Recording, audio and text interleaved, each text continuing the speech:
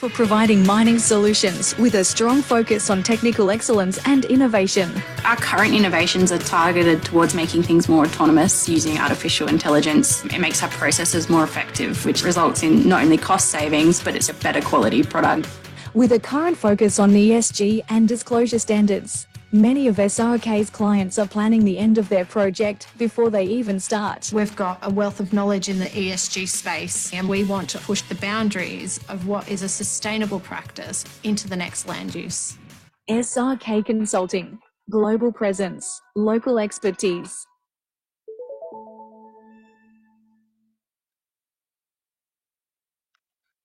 And representing SRK Consulting, we have Kate Vershanina to talk about ESG trends in the resources industry. To kick us off for this session, would you please make a very welcome, everyone?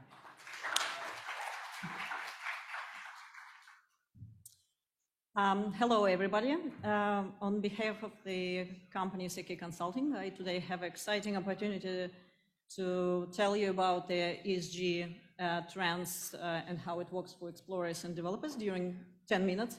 So I had to make my presentation very general, but ready to answer all your questions if you have any after the presentation. So short overview, I will tell very shortly about what is the ESG, what to expect, what are the trends in the ESG conception, why it's very important to start thinking about the ESG aspects on the very early stage of the project development, and what to do with all of that. So ESG, abbreviation for environmental, social, and governance.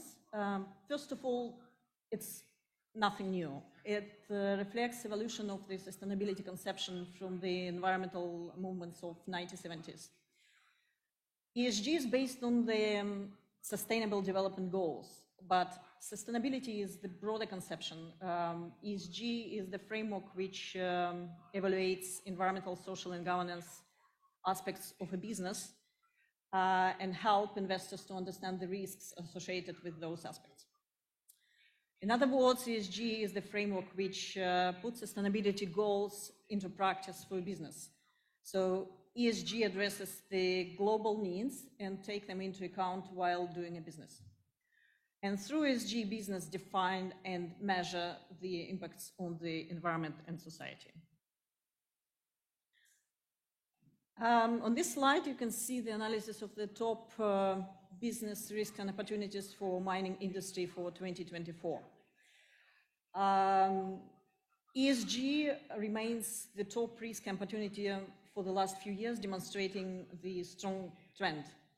It's interesting that other risks which are directly or indirectly included into the ESG framework are identified as a separate risk and also are among of the top of 10 risks, such as climate change, for example, or social license to operate.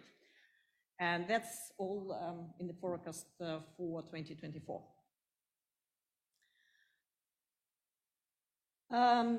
So ESG is a wider framework, but it includes so many different topics. And so who decide what is included in the ESG and why it's so wide? So the reason for that is that ESG is driven by stakeholders, by business stakeholders. But who are the stakeholders for the mining project? And we are talking about the wider stakeholders, about somebody who can affect the project or can be affected by the project.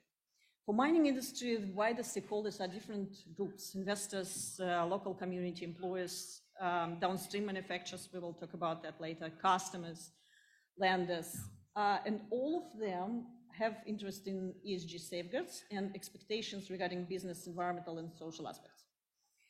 But at the same time, the whole system is very dynamic.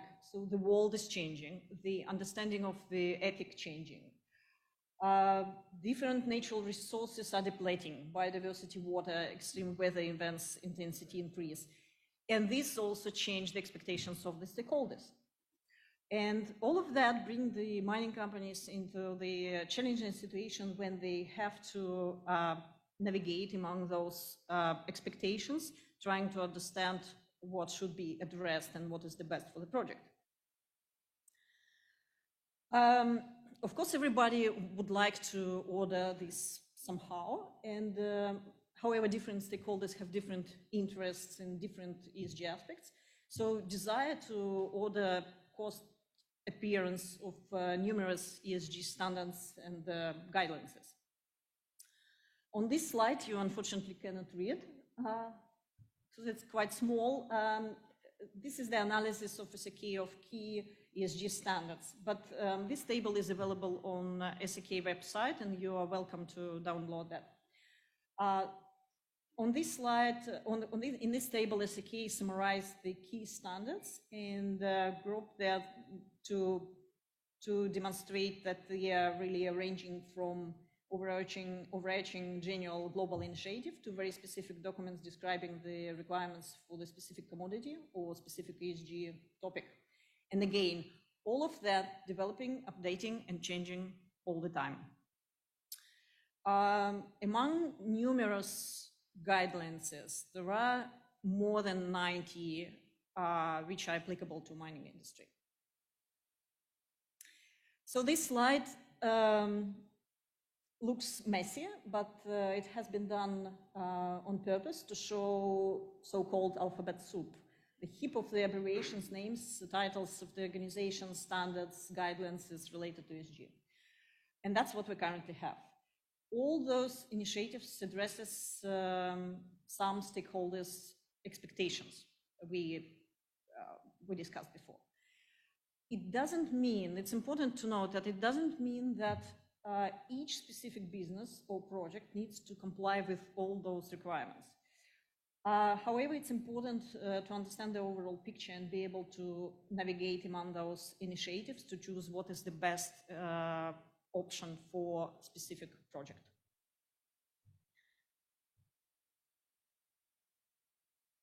So, in this situation when everything is changing so quickly, it's very important to understand the trends, where we're going with the ESG aspects. So first, many years trend is the deep integration of the ESG aspects into the all into the business models and process and into the project design. So if early in the 1990s, the key role of the environmental specialist was to get the approval, so now the environmental and social specialists are really integral part of the project design, and we more telling about the integration of the ESG aspects into the overall business model rather than about the environmental management system, how it was some time ago. Another clear trend is a transition from the risk mitigation conception to the value creation conception. It's not enough to mitigate risks anymore. So as a result of the business or project realization, that should be, a value should be created. And this trend we already can see in the regulation. For example, the reform of the Environmental Protection and Biodiversity Act discussed the so-called net positive outcome of the project. So we'll see how it will work, but it's a clear example how the trend already becoming the regulation. Everything related to climate change, very important for the mining projects. Greenhouse gases emissions calculations, reporting, disclosure, but it's only the first step. So it's important to understand what to do with all of that, because the next step is decarbonization strategy and actions to decrease the emissions. Interesting trend which we can see now is that downstream manufacturers started being very careful and interested in their supply chain. For example, car manufacturers initiated due diligence of the metal supply chain. And when they doing this due diligence, they use as a criteria, they use international standards and guidelines, or the internal guidelines, or in some cases, European legislation. And that brings some Australian mining companies into a situation when being a part of the global supply chain, it's already difficult to say that, for example, no environmental regulation is applied to us because we're too far. We are becoming all, the part of the global system. Biodiversity, important issues because this biodiversity decreasing dramatically globally. So that's recognized in the new standards, in the legislations. And again, coming back to Australian Biodiversity Act, we can see that more strong requirements coming to regulate this area. So why we should tell about that so early? First of all, because the earlier we start thinking about the environmental and social and governance aspects, the greater opportunity to avoid any negative impacts and risk and the extra cost we have. It's especially when we're moving to the scoping and feasibility study level of the project development, when we started considering the options, that's the critical moment when a range of the ESG factors needs to be taken into account. This is very good opportunity to demonstrate to investors that company is thinking about their ESG factors, that it's integrated into the business, and this is one of the company day-to-day, business and responsibilities. It's become very important for the investors, and that's one of the factors they are looking at. Learning trends, because as we said, today's trends will become the tomorrow guidelines or regulation. So it's important to understand where we're going to. While project is developing, the trends are becoming, more obvious, and it's better to understand the changes and be prepared. It's cheaper to be proactive rather than reactive. And what is also important is that a lot of ESG information data can be received or collected on the early stage of the project development, on the exploration stage, as a byproduct or free of charge, just with extra recording or something like that, without any extra cost. And also very important to know that very often the first engagement with the local community is happening on this stage. It's even there are a couple of, at least I know a couple of guidelines, international guidelines regarding this engagement with the local community by the exploration companies. So it's recognized internationally as a very important factor. Okay, so what to do with all of that? So first of all, the first step is very important to understand the context of your project. Who are your stakeholders? Direct stakeholders, indirect stakeholders? What is your community? What are their expectations? Do you have any limitations for the land use? Is there any biodiversity sensitive areas around, if it is any native titles or heritage sites around, or any potential issues you should deal with? Then, based on this understanding of the context, identify the key issues and risks relevant to your specific project. And among those risks and project, estimate what is the material for your project. In ESG conception, materiality is really the key definition. So concentrate on what is material, what is the critical for your project. And when you understand that, you will understand what international, national, or industry-specific initiative guidelines or standards applicable for your project and best for your project.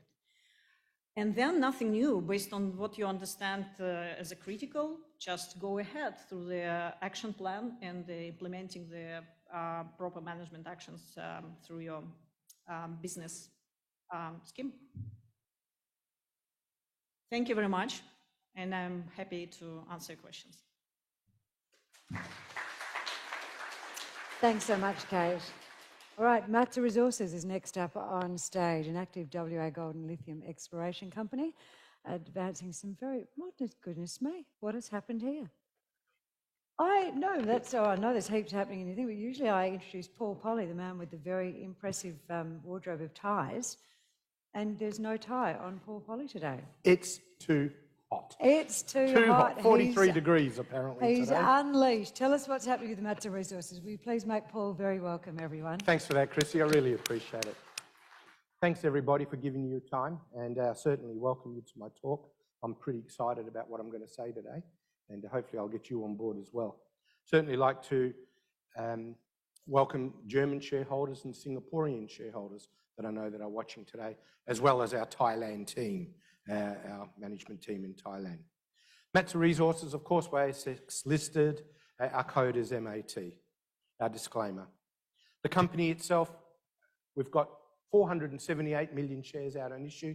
We're shockingly low market cap. Time of the times, I guess, a sign of the times, and we expect to fix that up as soon as we can.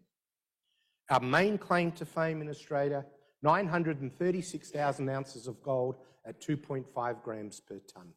That is within 3 main localities, within 10 kilometres of each other, northeast of Kalgoorlie at our Lake Kerry Gold Project. But I'm not going to dwell a hell of a lot on our gold today. I'm going to really talk about lithium and why, where and how, and why I'm so excited. Picture of our Lake Kerry Gold Project.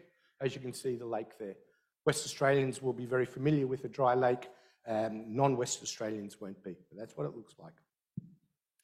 Our gold, as I said, 936,000 ounces, 2.5 grams per tonne. It's our regional setting. In total, we've got 449 square kilometres. We can increase our exploration or our gold resources by exploration. Since 2020, we've increased it by about 213%. But what is Lake Kerry? Lake Kerry is a substantial, exciting gold project. It has 3 gold mines. 2 are fully approved, ready to go mining today. 1 is Devon Pit Gold Mine. We expect that to be approved for mining in July. That is a key to our funding. We've got a world-class exploration target in Fortitude North, which we plan to go ahead and commence drilling very soon, and a pipeline of other quality gold projects. We think that the Lake Kerry Gold Project more than justifies our market cap. In fact, in my opinion, 3-fold. So we've just got to keep pushing that. The trick is for us to get value out of Lake Kerry, get Devon in a production, bank the potential profit, or cash flow if you like. We expect over a 14 to 16 month mine life to make potentially $37 million net cash with a total OPEX and CAPEX of approximately $13 million. We think that can go up with today's gold price, and we think we can increase that with further results. These are results we released Tuesday. They are damn good results for an open pit mine. I'm sure you'll agree. Fortitude Gold Mine, ready to go mining tomorrow. This will make easily $100 million plus today's gold price considerably north of that. I'm rushing it, guys. I want to get to the lithium. Red October, plenty to talk about there if we choose to. Fortitude North, 1.7 kilometre long mineralised zone. We've had massive hits here last year. As you can see, 3 metres at 12 grams, 20 metres at 3.8, 35 metres at 3 grams. Not bad for an open pit gold mine. We will be drilling here in the first half of this year. We had a very quiet year last year for various reasons. You watch us, we're going to bounce back. Some of our results that we produced that I've already spoken about. A lot of mergers and acquisitions happening in our region. And in fact, recently, You'll note that Dacian bought Kin Mining. They paid, some of their assets, they paid $88 an ounce. We have 932,000 ounces. That gives us a valuation of circa $70 million. You can do the mathematics. That's what we're going to do at Lake Kerry. Please have a look at this presentation when it comes up in a week or so. After a very quiet 2023, Mats is ready to rumble. We're going to start by getting Devon Pit Gold Mine into production. We might do some more drilling. We're discussing with ore treatment options today. We are finalising permits today. We're funding options are being sorted as we speak. We're speaking to 3 mining contractors. We're speaking to 2 potential purchasing options. There's a lot going on. We're flat out. We're going to drill at Fortitude North. We're going to look at drill at BE1. We're going to take feasibility and resource drilling at Hill East and Olympic. You don't get busier than what we are for a small company. Thailand lithium. It's really, really exciting. This is at our Kanchanaburi project. These are pegmatites outcropping. We see this for several hundred metres, but the overall strike length of this single project is up to 7 kilometres long. We're seeing outcropping, we're seeing a lot of float. This has the potential of being quite sizable. Swarms of pegmatites, so it's not all 7 kilometres long, it'll come out. But what's really interesting, why Thailand? Well, we've been there for 10 years. We know Thailand like very few other foreign miners. Of course, apart from Kingsgate, Pan Asia, those guys. But we're in the top 5, I would suggest here. But what really has our imagination, the Thai government is beside themselves with what they want to do. Thailand, in 2022, was the 10th largest motor vehicle producing company in the world. It produced 1.883 million vehicles in 2022. This was as produced by the International Motor Vehicles Association in France. 10th largest in the world. They have grown since 2023. I suspect they're probably the 7th largest motor vehicle producer in the world. The Thai government has said they want electric vehicles. Isuzu have turned around and said all of their electric vehicles, pickup vehicles, are going to come out of Thailand. Mitsubishi has said the same thing. Mercedes-Benz has said the same thing. So this is real. These articles are published in the national newspapers in Bangkok. You know what? They talk about Matsa being one of the 2 leading contenders for lithium mining in Thailand. We are dealing with the government who are saying, we need you to go ahead. What do you want? What can we help you with? Mining in lithium in Thailand will happen. We've got the articles here to prove it. Happy to show you if you like. We have spent 2 years amassing a brilliant pipeline or portfolio of tenements. 600 kilometres from our Hidden Panther, Rose Panther mineralised zones all the way up to Chokdi Panther, where we're still accumulating tenements. I've got some photos. Absolutely exciting. We've got 1,709 square kilometres of special prospect licence and exploration prospect licence applications that come from 116 individual applications. We said we had a quiet 2023. Wrong. We were flat out in Thailand. Our geos out there, Kun Gloy, Kun Glem, Kun Tontan, our managing director in Thailand, Kun Ratha, our admin, Kun Lek, have done a fantastic job in consultation, of course, and work with myself and Pascal Blampane, other director of MATSA. I was there last week. We spend a lot of time working there. Excellent long-term relationship with the government. I met them last week when I was there. It is pro-mining. But what have we really got there? We've now got 7 mineralised zones that we have discovered. Each mineralised zone is substantial, in my opinion. That could be a substantial individual mine, assuming the drilling and everything comes through. These are some photos. You will see that for many years. This is a road. The tyres were using this as a road. Pegmatites are very hard. We went there and we were amazed. We chipped some rocks off and it's consistent with lepidolite, with lithium. 3%, 3.5%. We could not believe our fortune. But what's really, really interesting, it's about 20 metres wide, 160 metres long, and the balance is undercover. That does not mean that the pegmatite doesn't go. All of this means is they haven't taken the top cover off, the topsoil. And topsoil is only about 1 metre and 1.5 metres thick. You just don't get any better. So, what do we have there? Well, we kept on looking. This is another prospect. This is, I'm not really sure to be honest with you, probably 10 kilometres away from one of our other prospects.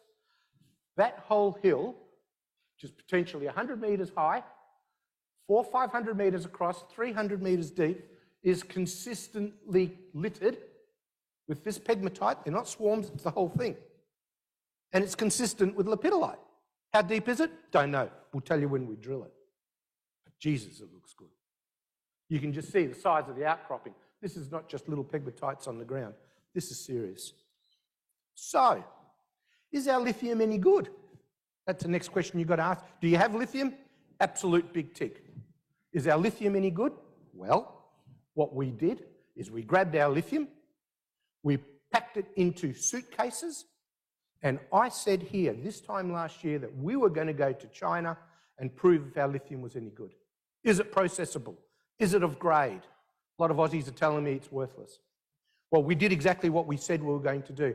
Pascal and I went to China, 100 kilos of rocks in 4 areas, pink panther, rose panther, black panther, and spotted panther.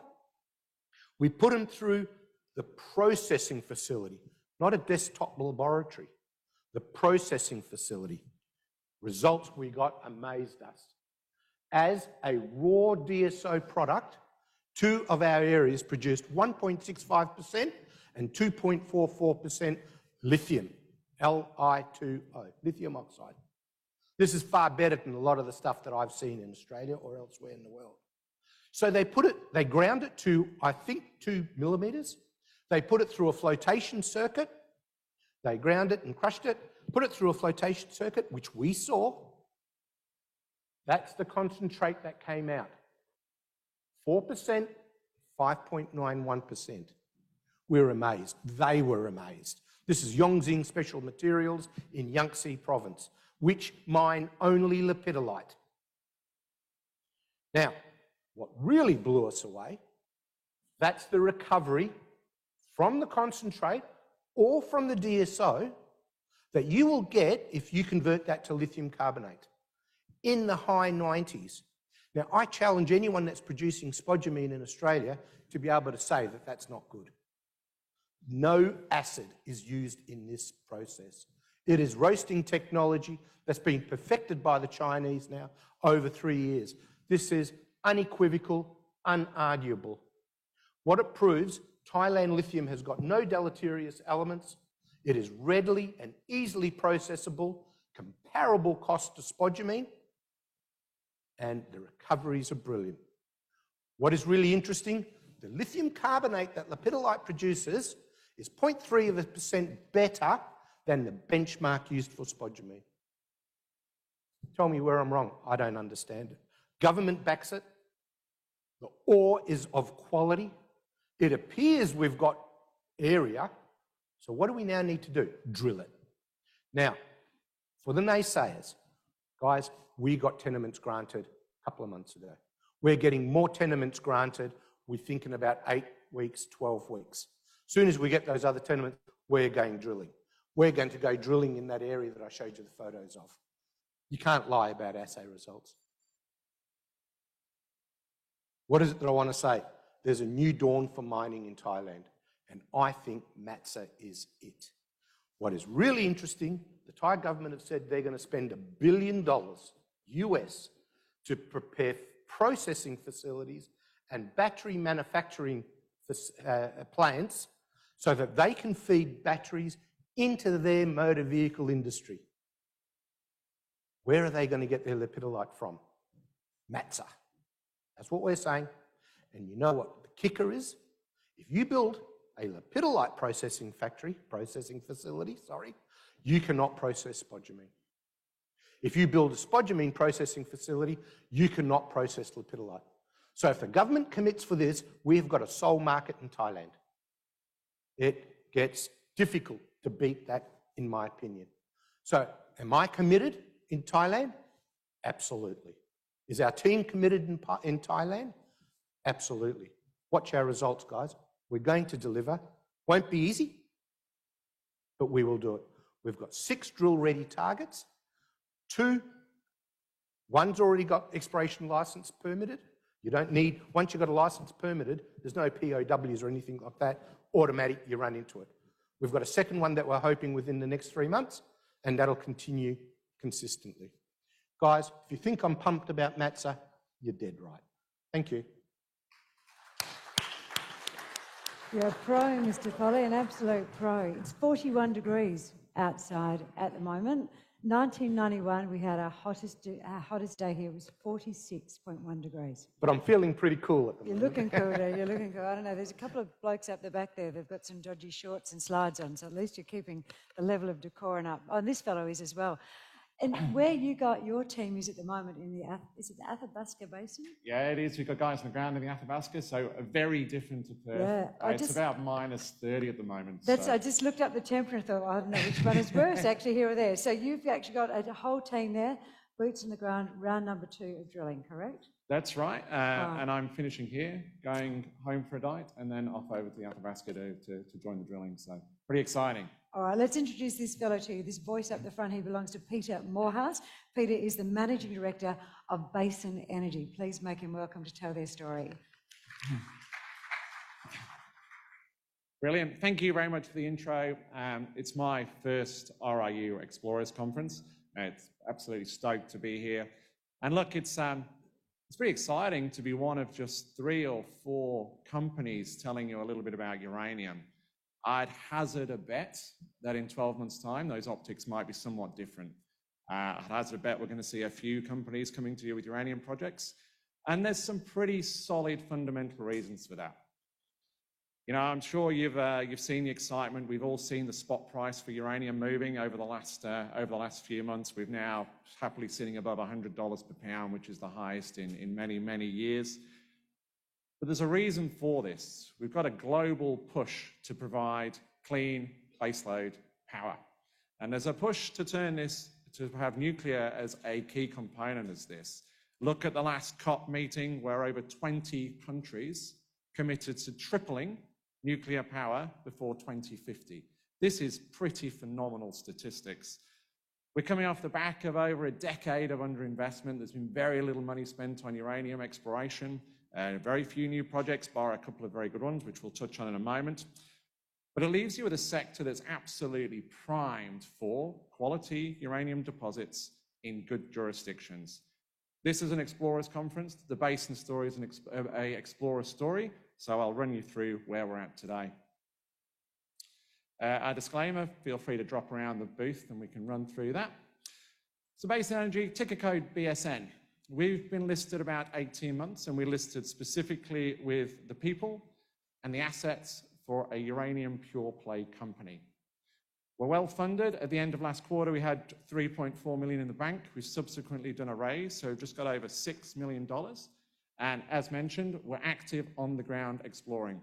We've got drill rigs turning, or a drill rig turning currently. We've got ground geophysics crews going, and life's busy at the moment.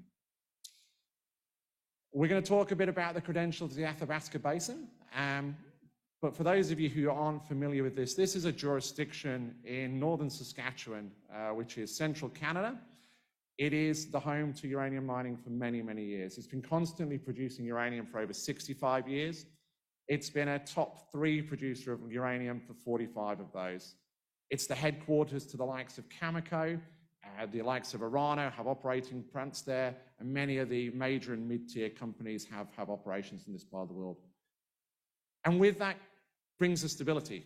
It gives you a jurisdiction which understands the process and understands how uranium mining works and brings an acceptance. So there is a pathway both for exploration, through project development, and through to production. It also provides potential for partners as you move a project like ours forward. Basin currently sits with a market cap of sub $20 million, fully funded, on the ground, in the world's best part for uranium. Okay, here's the Athabasca Basin, or a map of it. You see our two main project areas. So they're the Geeky project, which I'm going to talk to you mostly about, and our North Millennium and Marshall projects. Now, why has this part of the world been so good for uranium mining over the generations? And there's a very simple reason. Now, it's not all about grade in any mining operation. It's not all about size, but God, it helps. I like to compare the uranium deposits of the Athabasca to Australia. The prime example being Jabiluka, a part of the world which I'm very fond of, an amazing deposit of some 350 million-ish pounds of uranium, sitting at about 0.4, 0.5%. So that's really the anchor for Northern Australian uranium. It's been the benchmark. In the Athabasca, the biggest known deposit at the moment is the McArthur River deposit. It's about 675 million pounds, so almost double the metal. We're sitting at 17%. So that's 0.5% compared to 17%. Now, this part of the world is an absolute phenomenal area for endowment. Yes, that's the biggest, but it's not a freak. We have a series of other significantly high-grade, large tonnage deposits. The Athabasca Basin, tell me around the world, so a lot of you do know me, and I am a bit of a uranium tragic. I've been pushing this for almost 20 years now in exploration for uranium. Where in the world has produced shareholder returns post-Fukushima in uranium exploration? It's not a lot of places, and the reality is it's the Athabasca. So if you think about when Fukushima happened in 2011, post then, we've still had some phenomenal discoveries in this part of the world and returned phenomenal shareholder value. The main one I'm going to discuss is NextGen, is Arrow. So Arrow went over, a couple of Australian guys in a TSX-listed vehicle. They were exploring for a bit of a different mineralization style. They discovered the Arrow deposit after Fukushima when uranium was sitting around $30 per pound. They had a market cap of $30 million. And off that exploration success, they're now a plus $5 billion company off the back of exploration success. So you're here because you like exploration. As far as I'm concerned, there's no better commodity to be looking at, and Basin is set with exploration targets with the upsides of this is what you're playing for. There's been other successes, the likes of 92 Energy, who many of you will be aware of, Perth-based company, had some great success recently, announced a merger with Arthur Energy. Baseload as well, and our joint venture partners, all kicking out grade in a sector which has been seriously neglected in this part of the world. Now, quick geology lesson. I am a geologist, after all. This is a cross-section of the Athabasca Basin, or a stylistic one, I should say. We've got younger sandstones sitting in the lighter greys, and we've got older basement rocks sitting underneath. So younger and older. And the traditional model has always been unconformity, drill to unconformity, test it, drill a bit past it. If you're not hitting grade, move away. And why would you change that model? Because there's been some phenomenal successes that I've just shown you through that timeline. Now, it's fair to say the guys that went into NextGen went with a bit of a different target strategy and said, well, we think there's some similarities with Northern Australia. And perhaps there's host, if you have the right structure and the right rock type, you don't need this contact.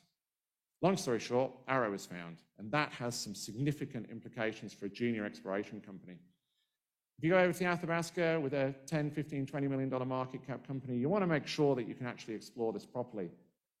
This success, the same rock types and structures that host this, are actually sitting on the eastern flank of the basin where you do not have sandstone cover. Why is this important to us? Because you're not drilling deep holes, you're now drilling shallow holes. So just as prospective ground, it's previously overlooked because the model has changed, but within the top couple of 100 meters of surface. Now, this proof of concept, well, this is a theory, but this is a proof of concept which is really starting to fall together in the Athabasca, and there's a lot of work being spent on it. And the work that 92E have done has started to prove this as well. So that leads us to our Geeky project. We picked up this ground, which we see as prospective for that style of mineralization. There's very little work done on it, so we went out, this is 18 months ago, and said, right, structure, let's go do magnetics. Rock types, let's go do EM. There's a 20-meter cover of glacials over the top of this, so you can't just walk up and map much of it. And then we got some guys on the ground to do some boulder sampling and started to pick the geology story together. We went and did a first pass drill program. We put in 8 drill holes, and From an exploration play in a greenfields area, we were extremely excited about what we saw. First of all, I said, key ingredient, structure. We hit structure. We hit big structures, 30, 40 meters of brecciation, full of hydrothermal alteration. We saw pathfinder elements, so anomalous metals which go around with uranium-bearing fluids, and radiogenic leads associated in these structures. So the fluids that have gone through them were carrying, it's fair to say, uranium-fertile fluids. And we did find anomalous uranium. We didn't hit it all grade, but we got 0.5 meter at just over 0.25% U3O8, plus some thicker intervals of several hundred ppm. So proof again that this system's fertile and it's active. To say we're excited about this was probably an understatement, but we're still not really seeing the traction or the excitement for the junior space for uranium exploration at the time. We stopped and looked at the alteration patterns and said, right, where else is this seen in the Athabasca? And there are a few similarities. And one of the exploration techniques that has worked in those similarities is using gravity. So gravity to map where your most intensive alteration patterns are happening. So what we did, we said, right, we know what faults we're chasing. We've seen that in drill core. We know they're fertile. Let's go fly a gravity survey to try and de-risk this to move it forward. We did that, and we picked out a series of significantly strong gravity anomalies running parallel to those key structures. Now, that brings us today. We've integrated that data. We've got this world-class set of geophysics. We've done EM, we've done magnetics, we've done radiometrics, we've done gravity and first-pass drilling. We've identified a mineralization system here. We have a series of targets, and now we are working our way through drilling those right now. And we've got a couple of thousand meters minimum planned. There's 8 to 10 drill holes. We haven't finished our first hole yet. We only literally started in the last 24 hours or so, but this is going to keep us pretty busy for the next 8 weeks or so. We're testing pretty close to a couple of the last sets of drill holes. Having seen the observations in the core, we're excited about the close proximity. And we're also doing a couple of regional targets there as well. This is a big project area. And just one thing to sort of outline there, if I can just go back. If we look at the scale of this is 330 square Ks of project area. These are the footprints to scale of some of those major deposits. So de-risking, doing the proper geology first before throwing lots of drill holes in is critical. And we're happy we've got to that point now. I'll briefly talk to you about our North Millennium and Marshall projects. So this is tracing the more traditional contact type, the unconformity type. A little bit deeper, so we're talking 700 meters target depth. And I'll focus on North Millennium. So Millennium is a deposit majority owned by Cameco, just over 100 million pounds at just shy of 4% uranium. So a significant project. This is hosted in a north-south fault, which is shown running through here stylistically. And we see it in geophysics as a conductor sitting northeast, which represents basement lithology, being chopped up by that north-south fault. Step out of the fault, you lose the grade. Head just to the north, there was a little bit of regional drilling done, and they hit pathfinder metals. They hit the metals I just talked about at Geeky, the things that show that this fault is probably still carrying that uranium. 7 Ks to the north, and we've got our project area. We have our next regional conductor floating through here, and we know that the fault continues there. Now, from a proximity play, you know you're in a fault that's hosting a major uranium deposit, and you know you're seeing a similar geophysical response. It's a pretty tantalizing prospect. Add a little bit of weight to that. Cameco, it's just dropped off this map, I apologize, but there's a red dot here, have just drilled 9 meters at 2.4% in that rock unit, which is floating through here, which is, again, evidence that that rock type is suitable for hosting mineralization. So what are we doing? We've got the guys out now doing some high-resolution ground electromagnetics. Now, the purpose of this is, I don't want to go scattergun approach with drilling. Let's de-risk this as far as possible. So we're refining that drill target as far as we can take it. And assuming that those results come back pretty positive, over the next few months, couple of months, we'll aim to start drilling that. So post what we call the melt season, early summer in the Athabasca Basin. Very briefly, we do separate our North Millennium and Marshall projects. So Marshall is just next door, just adjacent to the North Millennium project. A large geophysical target, one that we're also doing some EM on. At this stage, I'm a geologist who's worked in uranium in these types of deposits for a long time, and I can't tell you what it is because it's an anomaly, and it's a big feature. Let's try and refine that further and see where we can take it. Very briefly on the key team, Blake Steele's our chair. So Blake is a non-exec chairman. He was formerly the CEO of Azaga. So Azaga are an ISR US uranium company. He worked through a series of mergers and acquisitions to build up that company during the last downturn, and back in 2022 sold them out for $220 million.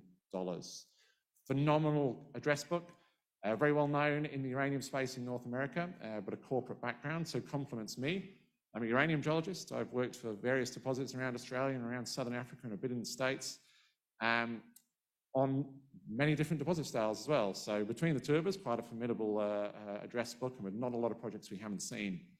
And then the other key player is Odile Maufrey. Odile leads our exploration projects. She was formerly the project lead for Orano. So Orano, being the French utility, specifically brings to us that Athabasca Basin knowledge, operational skills, and knows what she's looking for. Pretty excited. If you guys haven't already got exposure to the uranium space, I encourage you to go and have a look. Go and look at that macro, go and look at those thematic, see why we're all getting excited. If you're interested in exploration, you look for places with massive reward, and I think that's what you've got looking in this part of the world. Incredible work, great story, great team. Thanks for listening, guys. I hope you can drop around the booth and say hello. Well done, Peter Morehouse. Thank you. All right, from one Peter to another Peter. This is Peter Harold, back in the thick of it. Monday was his first day back at work, or his first day at the new job. How are you feeling? Feeling good. Good. You've had 3 months off. What's that? You've had 3 months off, I have believe. had 3.5 months off, yes. Yeah, yes. and he's back. He's back now to zinc. So he started his career in zinc, and he's back now in zinc, and he's got his reasons for being excited about it, which I'm sure he's going to share with you all in a moment. I wanted to do a dad joke and say you're ready to rumble, but I won't. Everybody else does. So I know. Even Paul Polly said ready to rumble. I know. Would you please welcome Peter Harold, the new MD and CEO of Rumble Resources. Yeah, so I'm certainly, after 3.5 months sabbatical, I've got about 4 things off the 7-page to-do list done. So I did get a few things done for my wife, but I'm really ready to go, and I'm certainly ready to rumble. The disclaimer, and we'll move straight into the story. So look, the main project we have is Irahidi, and I'll talk a lot about that today. It's a big project, which is what attracted me to the story. I mean, my history in zinc goes back to my grandfather, in fact, Mr. Allnut, my mother's father, who worked at EZ in Tasmania all of his career. And we used to go on holidays down there, and we would drive down. And in those days, you could drive through the smelter, and he would point out, he was electrical engineer, the things that he designed. And the other thing that he did is when they finished with the filter cloths, they would sell them off. And a lot of people had them for paint drop sort of filters, and I've still got one of those. So every time I look at it, I think of my grandfather, I think of zinc. So it's in my blood almost. And then my first job in base metals was in zinc, Golden Grove project. So I was involved in the startup of that. I was the marketing manager at 26 years of age, so it was a long time ago. But we went all over the world selling zinc to the Germans, the Koreans, the Japanese smelter pool. And in those days, it was a very small market, and it's grown, to an 11 million tonne market. It's an enormous market and growing compound at about 5% per annum. So I've always been interested in zinc. I disappeared into nickel for a while, but I've certainly come back with a vengeance. And I think the thing that attracted me to the company was the board, but also the project as well. And you've got 2.5 or 2 million tonnes of zinc. If you can get this project into production, this is a multi-decade project. This is not a small, short life, high cost operation. It's a complete opposite. The metallurgy results are good. The project's got a lot of optionality. There's nearly a 500 million tonne potentially resource at sort of a 0.5% cutoff. So if you can do something with upgrading the ore, then you've really got a massive amount of zinc that can come out of the system. And there's enormous amount of exploration potential here. Only 30% of the strike has been explored so far. Let's talk a lot about zinc. I think it's a bit of an unloved metal. Everyone's talking about lithium and gold, and probably not talking about much nickel at the moment, but certainly zinc. It's been around for a long time. It's the 4th most used metal in the world, which is staggering, behind iron ore, aluminium and copper. As I said, it's about 11 million tonne market, growing at 5% per annum compound. And it's one of those things that's a bit boring, but everyone sees it every day. Your motor car is galvanising, protected from rust. Roofing, and it's just everywhere around the world, people need galvanising. So 60% of the world's zinc goes into making galvanising. You've also got all the alloys. I mean, people forget that brass is an alloy of zinc and copper, you've got bronze, which was zinc and tin, and obviously now there's a growing need for it in the sort of the EV space as well, and also in energy storage as well. So we'll talk about. So it's really a future-facing metal, underpinned by galvanizing, but with a growing market as we go into the low carbon economy. So I didn't realise this, but huge amount of galvanizing, obviously, for the offshore wind farms, and everyone's building those. Never seem to be stopping. Obviously, solar panels are coated as well. And then there's also the zinc-ion battery too, which is a lot safer than the lithium-ion battery. So obviously there's a demand for that as well. So enormous amount of potential there as well, underpinning that already very strong market with galvanizing. And you can see how that has grown very significantly in that renewable space, but underpinned again by this galvanizing, which is just growing exponentially. And this is what really attracted me to zinc. And it's the reason why I guess I moved over commodities after a long time in nickel was because in nickel, we've all seen this Indonesian situation. The Indonesians 10, 15 years ago didn't produce any nickel at all much. They did a bit of exporting of ore. The government put this ban in place. The ore wasn't allowed to be exported. There's been $14 billion invested in the country, and now they produce half the world's nickel and they're flooding the world with obviously cheap, obviously not ESG friendly material, but certainly the Chinese are lapping it up, and hence we've got a very low price. We don't have that supply-demand issue with zinc.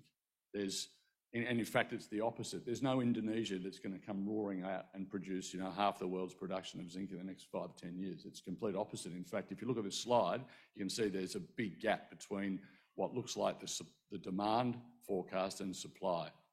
Probably one of the best supply-demand sort of imbalances that I've seen in any commodity. And that's what's really got me excited about zinc and about Rumble. And you've got something like half the world's largest mines potentially closing in the next 5 to 10 years, running out of ore.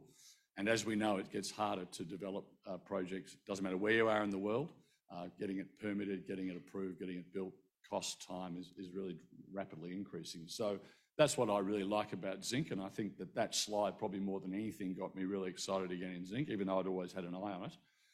And one of the things that I wanted to do if I was going to jump commodities was get into a large project.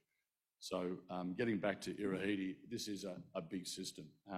It's well located up near Wiluna, so we could access out through Geraldton with concentrate or up to Port Hedland in that area, all good infrastructure.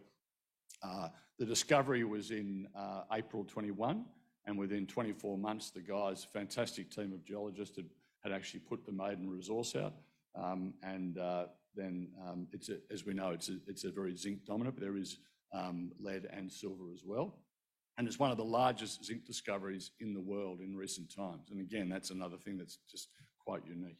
And as I said, it's well located. It's a globally significant resource. I won't go through the details there. It's on the slide, but it's there, and depending on what cutoff you use, obviously the lower the cutoff, the more tons you have. There's enormous potential here. This was a greenfields discovery, so it's not an old mine that's been brought back into production. It's a completely new area, and these projects, and when you look at what we've got there with Chinook and Tonka and some of the other projects, we've just got this huge strike, and the geologists are just going to be pestering me all the time, and they have done with previous management for money, so that they can drill all these targets, infill, and work out what we've really got here. I keep talking about world-class, and I think that's what investors look for. They look for world-class projects, and this is potential. When you start talking about kilometres of strike, I'm used to Savannah, which was 250 metres long and 50 metres wide. These are, and that was a very good ore body in terms of contained nickel, but you're talking about kilometres here, and this is where the potential for low-cost mining. This is only very shallow, 150 to 200 metres deep. So again, open pittable versus underground. This is just so much easier than some of the other projects I've been involved in. We can optimise the open pit. We haven't done a lot of work on this yet. The drilling's only really just been finished last year and put the resource out late 23. So, we've got a lot more work to do. And obviously, financially, everyone's holding onto their cash at the moment. We're doing the same. We've cut back on the spend, and we've reduced the overhead. We've let a few people go, unfortunately, but hopefully we can pick those people up again when things pick up. Tonka and Navajo, 11 kilometres by 2 kilometres. I mean, this is the unconformity, which actually hosts the mineralisation. Open, along strike and down dip. And that's what you'll see in all of these slides, and I won't go through them all, but it's always about potential. We've only drilled a small portion of it, and there's potentially a lot more material. So fantastic grades, and you can just see here all those arrows, open, open, open, open. That's what I love, it just keeps going, keeps going. It's flat lying, as I mentioned before, that's open pit potential. So these are all really important factors when you're developing projects now. And what we're seeing, and certainly that I saw in nickel a lot, some of the holes we were drilling 800-900 metres. Someone said to me once, I was sitting in Allendale Square on the 22nd floor in an office, and they said, to hit the ore body we're trying to hit, you've got to drill across to the Narrows and you've got to hit a motor car driving across there. That was kind of the target. So we don't have the same sort of issues here. And obviously the mineralisation is much more contiguous. I'm an industrial chemist by training, so geology is really, that sort of something that someone else looks after, and we've got some very, very experienced geologists in our team. I'm much more interested in the sort of marketing, because it's all very well and good to find something in base metals. You've got to be able to sell it to someone.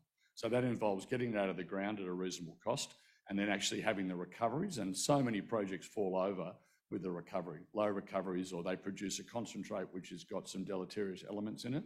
So if you look at that, we get high recoveries, over 90% of the zinc, and that's the key component. It's a coarse grind, so that's really important, as most people know, for CapEx in terms of milling and OpEx.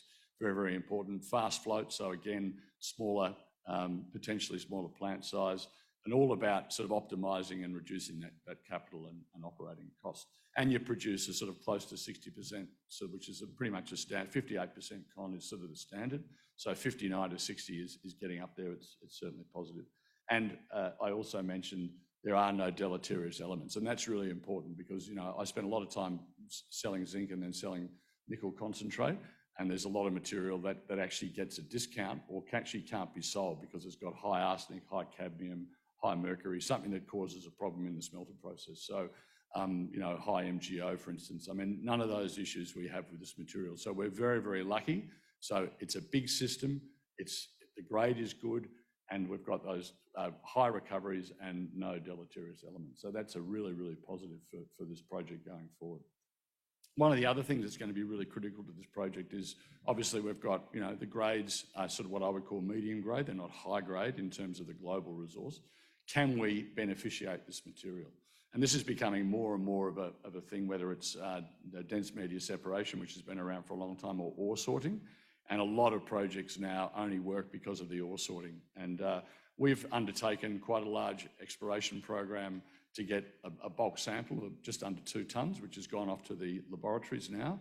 And we're doing a lot of work on DMS and optimisation of the flow sheet around the recoveries. But if the DMS works, there could be potentially somewhere between a 2 and a 5% upgrade, or 5 times upgrade, not percent, sorry, times. And that obviously has a massive implication in terms of you mine X tonnes and you're only putting through a factor much smaller. So that means the plant's smaller, and obviously the process, to the cost of building it and the operating cost is far lower. So we're really hoping like crazy that the DMS works and that we can get an upgrade of somewhere which is similar to some of those other projects that are listed there. Somewhere between 2 and 5 times would be fantastic. And look, this slide just really says a lot of people are doing it. Dense media separation has been around for a long time. It's a very well-known process, and basically, obviously, you're rejecting the material that doesn't have the metals that you want in it, and that obviously, as I said, reduces the amount of material that's got to go through the milling part, and obviously the flotation, and then through the concentrate dyeing, and then selling the concentrate. We've had some recent exploration success on some of the potential extensions, and we put out some results before Christmas, and we'll have some more results coming out soon about Mato. So again, could be another very, very big system, and we just don't know how big this is yet, but it's open in every direction. Again, open pittable, which would be fantastic, and there arrows everywhere, open, open, open, open. So that's again really exciting for us. And what we have also done over this period of time, is we actually increase our holdings. Hirohiti is a JV. We're 75% an operator. We obviously have picked up a lot of other ground around, and that's mostly 100%. So we've got the leverage there as well. We do have some other projects, and I certainly won't go into them today, but obviously there are things like gold at Western Queen, lithium and copper as well, and we're in joint venture with some of those. Some of them we own 100%. Given it's gold, and we've got a resource there, quite a large one, 160,000 ounces in an old open pit and underground project, Western Queen. We've had a lot of interest from gold companies, as you could imagine. The lithium, we've had a lot of interest in as well. So, you know, we are entertaining discussions with those parties about what we do with those assets, because our fundamental focus is on this big world-class deposit at Irahidi.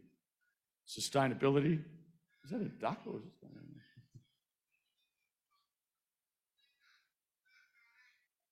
Sure what that is.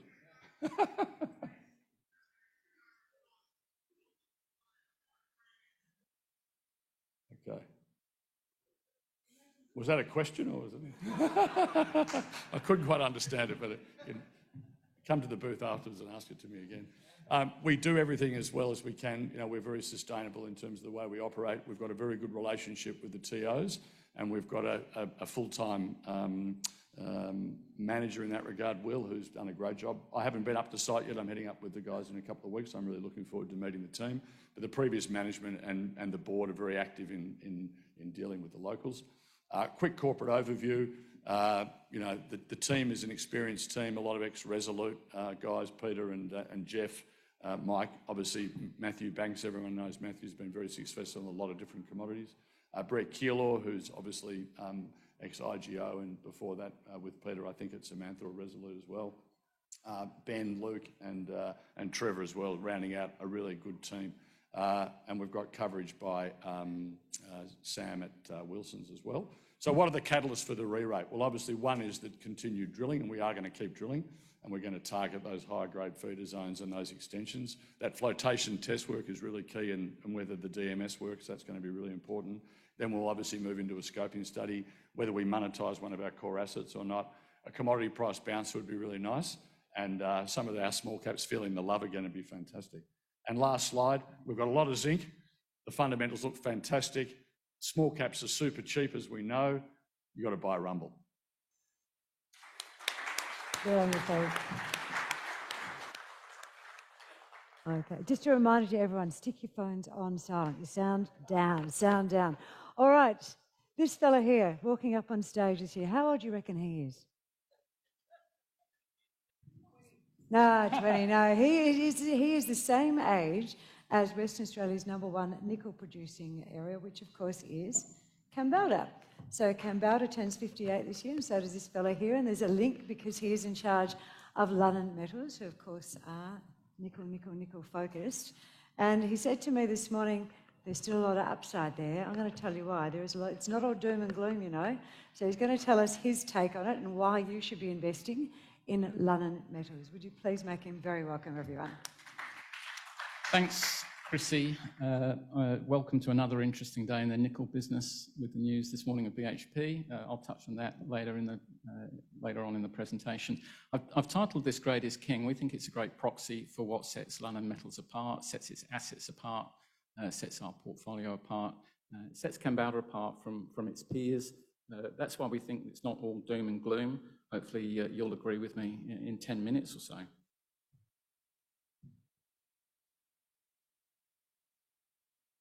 This is our dashboard. These are all characteristics, again, that we think sets us apart. Without a doubt, the value of the company is underpinned by our location in Kambalda. It is Australia's most prolific nickel belt. It is a premium location. It has an amazing discovery record. We'll touch on that in a moment. We have plenty of cash we raised last year before these recent headwinds that the nickel sector has faced. As at December 31, we had $27 million, so we can maintain our discovery effort. Obviously, it's prudent to trim the sales a little bit there and maybe just cut the expenditure, which we're looking at doing currently. We've grown our resource base now significantly. It's over 109,000 tonnes of nickel metal in the ground. It's because it's in Kambalda. It is high grade. Kambalda is renowned for its high grade nickel. It's renowned for producing a premium product, a premium concentrate that's highly sought after. That grade, that premium product mean our assets have great resilient project economics, which will stand us in good stead in these difficult times. And I mentioned Kambalda has this amazing discovery record. We've made a discovery, it's Baker. I'll take you through that in a minute. It also has some quite unique characteristics that set Baker apart from other assets in the nickel space. Foremost, it's a very short lead time to production. It's got a very low pre-production capital cost. That offers great flexibility for us and our shareholders to maintain leverage and optionality when this nickel sentiment turns around. So look, the elephant in the room is nickel price, apparently. I put this chart together just to highlight we don't think it's necessarily nickel price, it's very much the sentiment around the nickel price. When we listed back in June 2021, as this chart shows, the nickel price in Aussie and US dollars was pretty well the same as it is now. Nickel has been a lot lower before. It's obviously, people call it fickle nickel. It's a very cyclical metal. But back in June 2021, we listed with 39,000 nickel tons. Since that time, we've found 70,000 nickel tons at 2.7%. We've done a deal with our major shareholder, Goldfields, to acquire 2 more nickel mines, to have 4 historical nickel mines in Kambalda. We've pretty well finished the mining proposal for Baker. That's in with the department. We've completed a PFS and then declared first ore reserves at Baker. So we've done a lot, we've achieved a lot. But with the close yesterday, and I haven't looked today, but no doubt we'll be down again today with BHP's news. Yesterday, the market was telling us that our enterprise value last night was less than it was when we listed. It was $28 million when we listed, and last night it was just a tick under at $27.5 million. So the market's telling us that we're worth less. That's not about the price. This is not a bad price in Aussie dollar terms. Our assets are still economic. It's most definitely about sentiment, and that sentiment will turn. Obviously, again, elephant in the room with the news last night from BHP. Potentially, I think they've impaired their entire Nickel West business and considering potentially putting it all on care and maintenance. They are just putting it on care and maintenance. I find it hard to believe they'll have shut the entire integrated nickel business. Kambalda concentrator has been shut before. As I said, Kambalda produces a premium concentrate, has excellent metallurgical benefits. There's a shortage of good quality nickel concentrate for nickel smelters around the world. It is a highly sought after product. But at the end of the day, if BHP shuts the whole thing down and they're not using that Kambalda concentrator, for example, between ourselves and Wyloo, between us, we've got like 300,000 tonnes of nickel metal in the ground at 3%. That's way more than WMC had when it justified building the concentrator and the smelter in the first place back in the 1960s. So there's a lot of high-grade metal in the ground. It is economic at the current nickel price. It will be mined in the future. And if they don't want to use that concentrator, I'm sure with a quick chat with Luca, we could kind of step in and take it off them if they're not valuing it.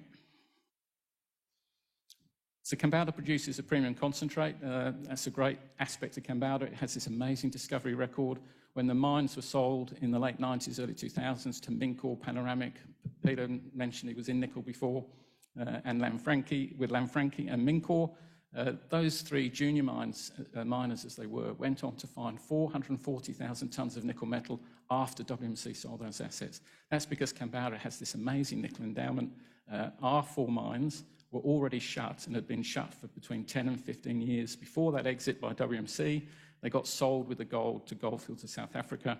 That's how they've ended up inside London Metals. They produced 250,000 nickel tonnes while they were operational, but they didn't see the last boom. They were sitting dormant inside Goldfields until we extricated them from Goldfields. So they haven't had the opportunity to have that second bigger bubble. There's no geological reason why we shouldn't have the same record as those 3 junior companies. And we think the discovery of Baker is testament to that. So we're going to zoom in on our southern project, which is on the south side of Lake Lefroy, the Foster Baker project. That's the project we listed on. I'm going to zoom in and look at Baker and Foster in a little bit more detail.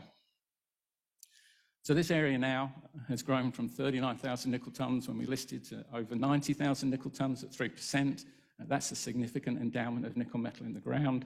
Baker itself, on the right-hand side of this image, is a 3-dimensional image of the famous Kambalda contact between the basalt and the Komatiite.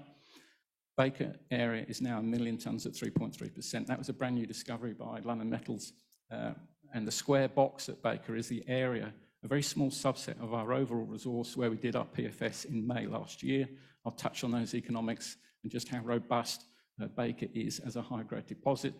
Over on the west side of that belt, we've got Foster. Foster is now 57,000 nickel tonnes. That's all accessible from the historical Foster decline, which is currently flooded.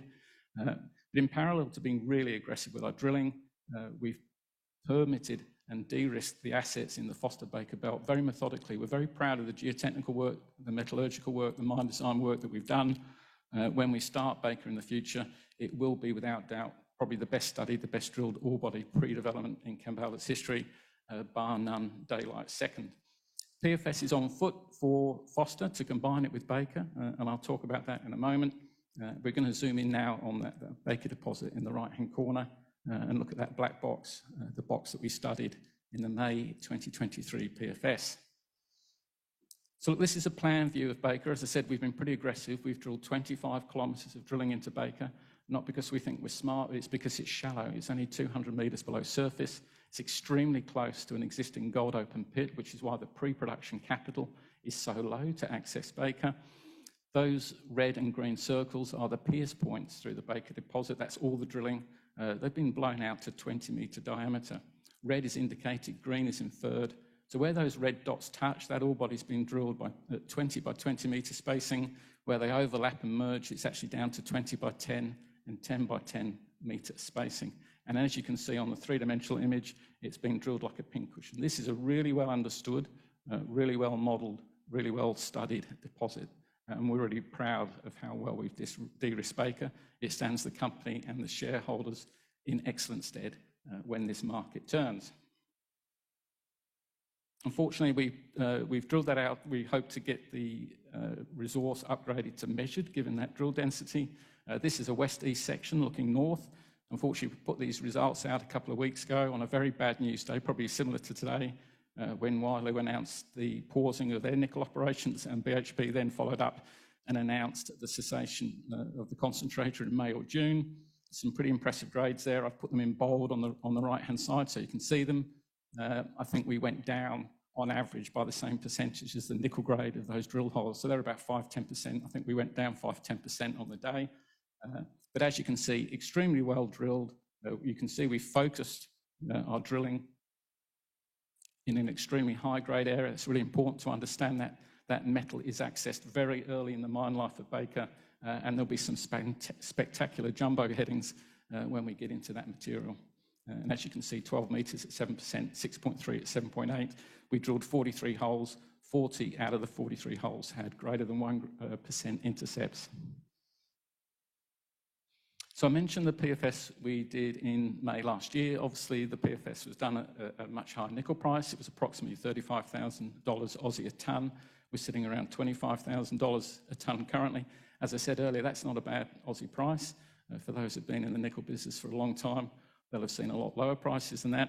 And one of the reasons Kambalda has operated, as Chrissy said, for 58 years pretty continuously is because it is high grade. So those high grades, that premium concentrate, generate really robust economics. So even at today's nickel price, roughly about a third lower than it was in May, removes about $100 million from that NPV tax, pre-tax NPV of $164 million, drops to about $60 to $65 million.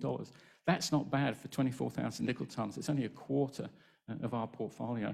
And that's at today's nickel price that everyone keeps telling you it's doom and gloom, we've got to shut, we can't afford to run. Baker is still economic. And we're going to finish the Foster PFS, combine it with Baker, and we'd expect, even at today's nickel prices, to have some pretty impressive economics come back from that. Baker is open. Peter just mentioned open arrows everywhere. We've been quite clear about communicating that we wouldn't keep drilling these ore bodies down plunge. We'll do that when we get underground, both at Baker and Foster. So there's a natural hiatus in our drilling program at Foster Baker. So that's one end of the exploration spectrum, a really well understood, really well drilled ore body that's robust even at the current nickel price. At the much earlier stage, almost a greenfield stage, this is our northern project. It's hard up against the Kambalda Dome. There's 340,000 tonnes of nickel metal being mined from the mines immediately adjacent to that green polygon. It's what we call Long South Gap. Unbelievably, there's not a single drill hole within that 6 square kilometres that's actually pierced that Kambalda contact I told you about. We've done 2D seismic. We've got some great targets. We tried to drill them. We had some drilling difficulties. We hit a big gold structure that was unknown. It was about a 50-metre wide quartz breccia. It's certainly the biggest quartz structure I've seen in my 30-odd years in Kambalda. We don't have the gold rights here, but those gold structures post-date nickel, so it's important to understand them. 3D seismic has been done. We've spent the money to do that, and that will be delivering a portfolio, we hope, and we expect, of really high quality targets. Obviously, in this market with this sentiment, we'll look at those targets, we'll work out which ones we do, probably pick the shallower ones, no surprise, but they will be a big part of our future and ongoing discovery program. And then lastly, look just to really separate us from our peers and to make you realise that Kambalda isn't all just about nickel. In its own right, the Kambalda St Ives field is one of Australia's great gold camps. If the assets were in an Australian-listed gold company, you'd hear a lot more about the discovery success at St Ives. But since they bought the asset in 2001, Goldfields, our major shareholder, has really ramped up exploration. And they have turned it into a world-class asset. 15 million ounces have now been produced at St Ives. And our Foster Baker project, which is the project we listed on, sits between two of the great gold camps at St Ives. The Victory Defiance camp, where I first went underground in 1987 when I got off the boat from England, is over 3.5 million ounces of past gold production. To our immediate south, the Argo, Apollo, Hamlet, Athena area is also over 3.5 million ounces. Both of those camps sit within a few hundred metres of our tenement boundary.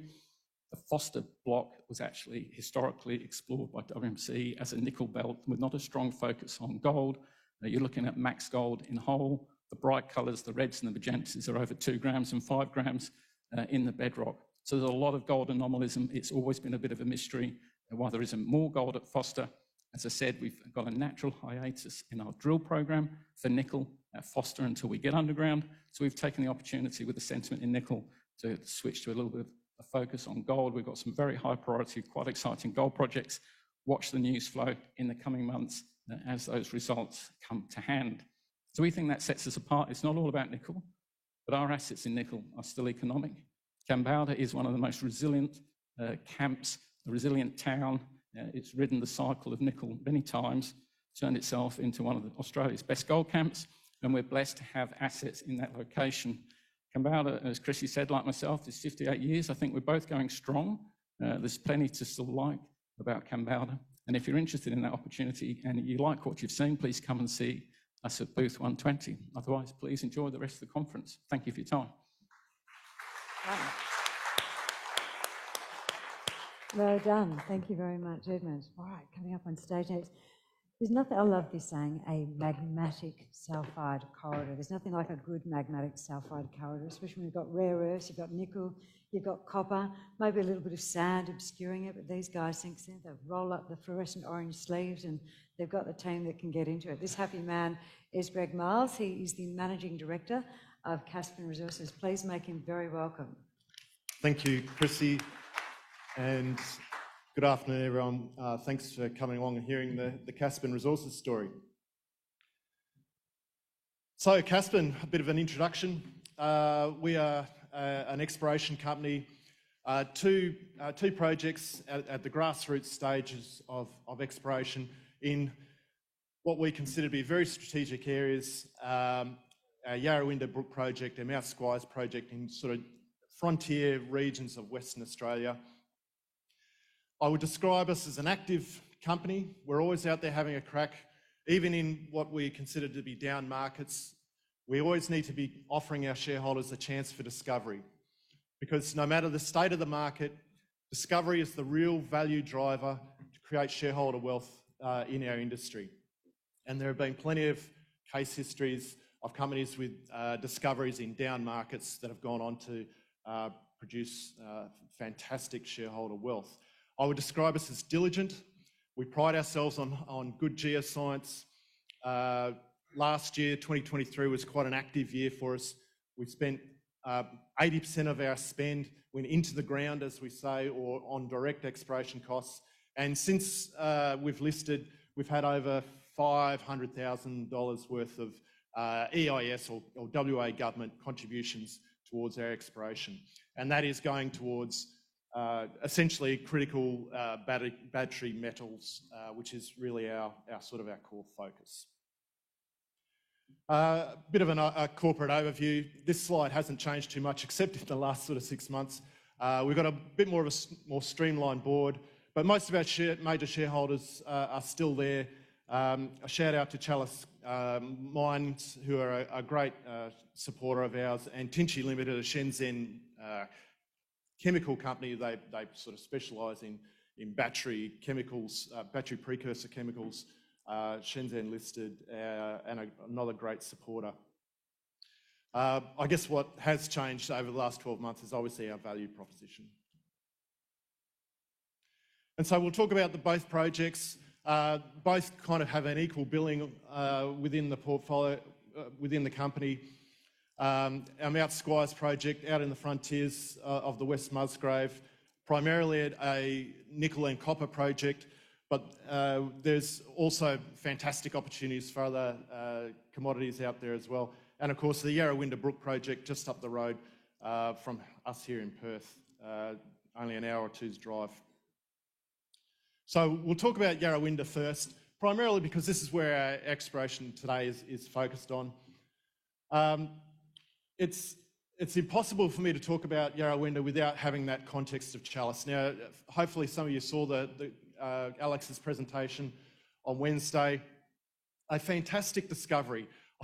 I know the gloss has probably come off a little bit in the last few months, but that is a fantastic discovery, and we are unashamedly looking for something exactly the same.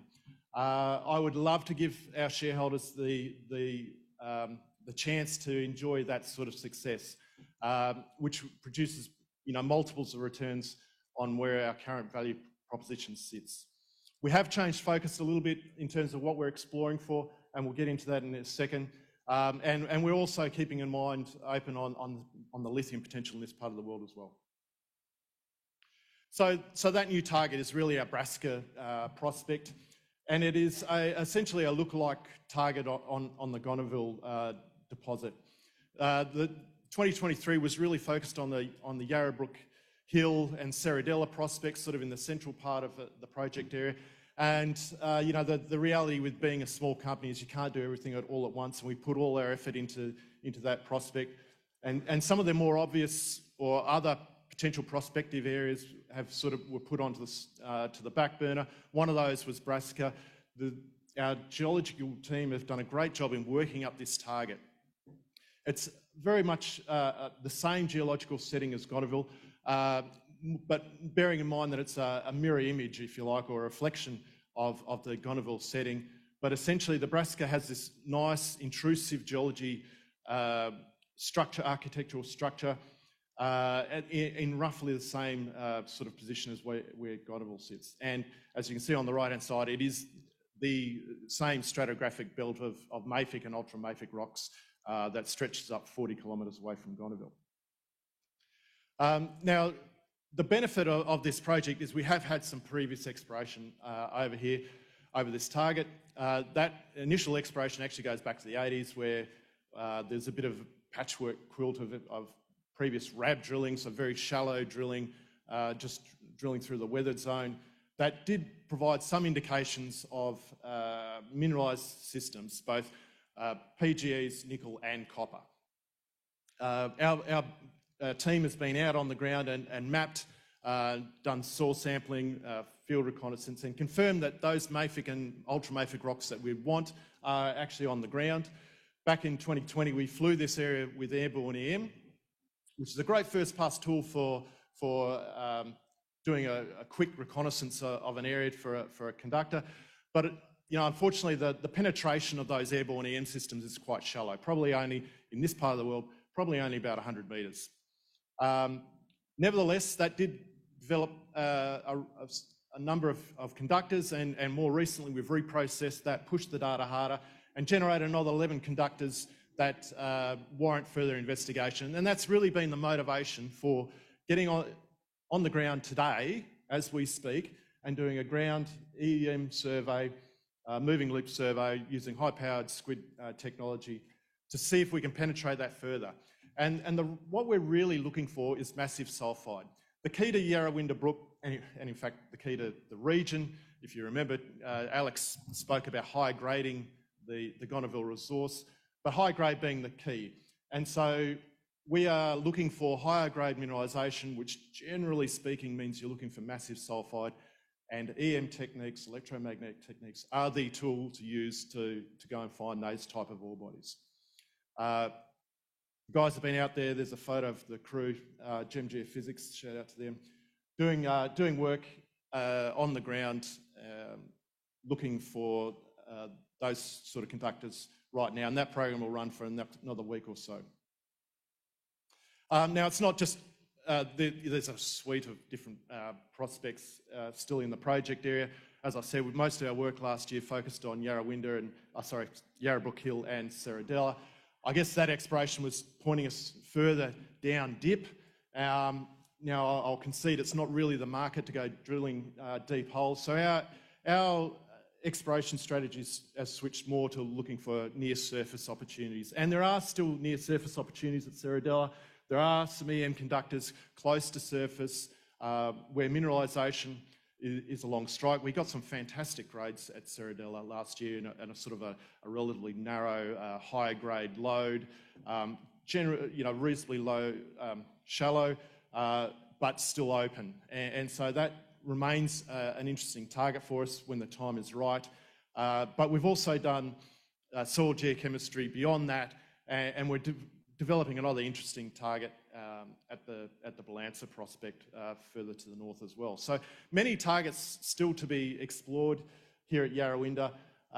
There's probably another 30% of the project that hasn't had any exploration done on it at all, and a lot of that's got to do with the competing land use with agriculture. So it's only in recent times that people have been willing to cooperate with farmers and get on the ground and work with them and explore this kind of terrain. And along the way, you do get surprises. And so lithium, look, some people would probably say we're a bit late to the party. I would say actually we're a little bit early, because this is something, what we're looking for is not the same, it's not your Pilbara pegmatite lithium sort of thing. What we're looking for is the Greenbushes style of model. Now, Greenbushes is the granddaddy of lithium deposits sitting down in the southwest. There's only one. It seems it's so unlikely that there's only one of Greenbushes style deposit in the southwest. And the beauty of what we've done so far is that our exploration can be tailored or look through a different lens to a lithium sort of perspective. And sure enough, the pathfinders to lithium are all there. So essentially, tin, tantalum, cesium, tungsten, these are all pathfinders. You don't necessarily go looking for lithium directly, because lithium, highly mobile in a strongly weathered environment, it leaches quite readily. If you want an example of this, Atlantic Lithium in Ghana had a very similar sort of situation. Their initial surface samples were pretty modest, only hundreds of ppm. It wasn't until they got beneath the weathering zone where they started seeing the 1% type grades in their lithium. And sure enough, guys out there mapping these systems have found pegmatitic looking kind of rocks that are anomalous in lithium, actually, interestingly, just outside of what appears to be the sort of main core area. What we want to focus on is where those important structures, also the structures that can drive magmatic intrusive emplacement, where they cut suitable host rocks, metasediments, is the place to go looking for lithium. So we'll continue to keep an open mind to this. We'll chip away at it. It's a bit of a slow burn. SQM are in the neighbourhood with a joint venture partner just across the border. They're looking to drill some targets shortly. So we'll be monitoring this, and it's another potential value add for our company. And so on to the Mount Squires project.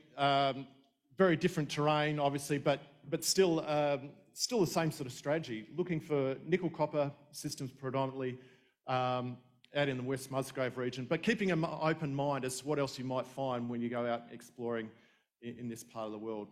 I guess it is a difficult part of the world to explore. Some people are put off by the remoteness. We've definitely got a competitive advantage in dealing in these type of regions. The Nunda people are a great Indigenous group to work with. We've enjoyed working with them. And as you can see, we haven't been impeded at all. We've been able to get on the ground and do some really interesting work.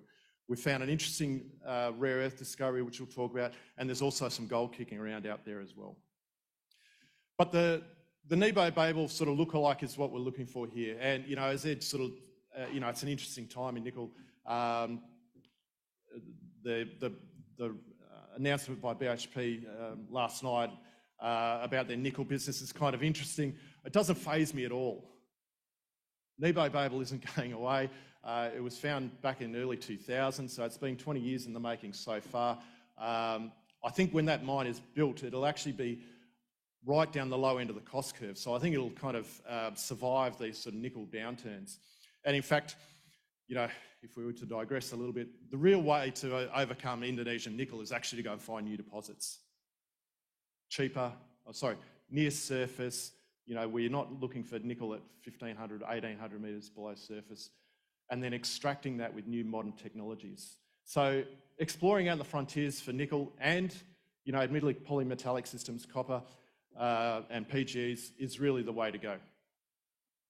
And so we're out there, we're doing that work. Along the way, we have happened to come across an interesting rare earth discovery that we call Duchess. You know, we kind of jagged it a little bit, but what's really interesting is it's the only style of this mineralisation in Australia. We call it a hydrothermal volcanic system. So it's structurally controlled, massive hydrothermal system that is upgrading an already elevated rare earth rhyolite rock, a felsic rock, and then concentrating it into these narrow veins. Now that's open in every direction. And importantly, it's got heavy rare earths, and that's the important part in the rare earth story. Everybody's got NdPr, not everybody's got dysprosium and terbium, and that's where the real value is. It's much more valuable than the NdPr. So we're investigating, we're doing some early stage site metallurgical work. We would look to do either a chemical or a mineral concentrate, and that work is ongoing, but it will be all about, can you recover the heavy rare earths? That's the point of difference. So Mount Squires is more of a wintertime kind of program for us. Yarrawinda at the moment, but then we'll pivot into Mount Squires and continue that search for the next Nebo Babel. Fantastic polymetallic systems. Keep an eye on the rare earths. That metallurgical test work could really open up this area for extraction, and then keep also an open mind onto that gold systems. It's really a bit of a unique kind of setting for gold mineralisation, but another fantastic opportunity for us. You think that'll be enough? All right, ladies and gentlemen, there's so much to talk about. I could talk about here for another half an hour, but I'm going to get yanked. Come see us outside. Thank you. Good on you, Gregory. Get up there. Get off my stage. Now, the reason I can't talk when they're up there is the ASX gets really cross at me and we have to edit out my voice. So instead, I just threaten them with non-verbal cues.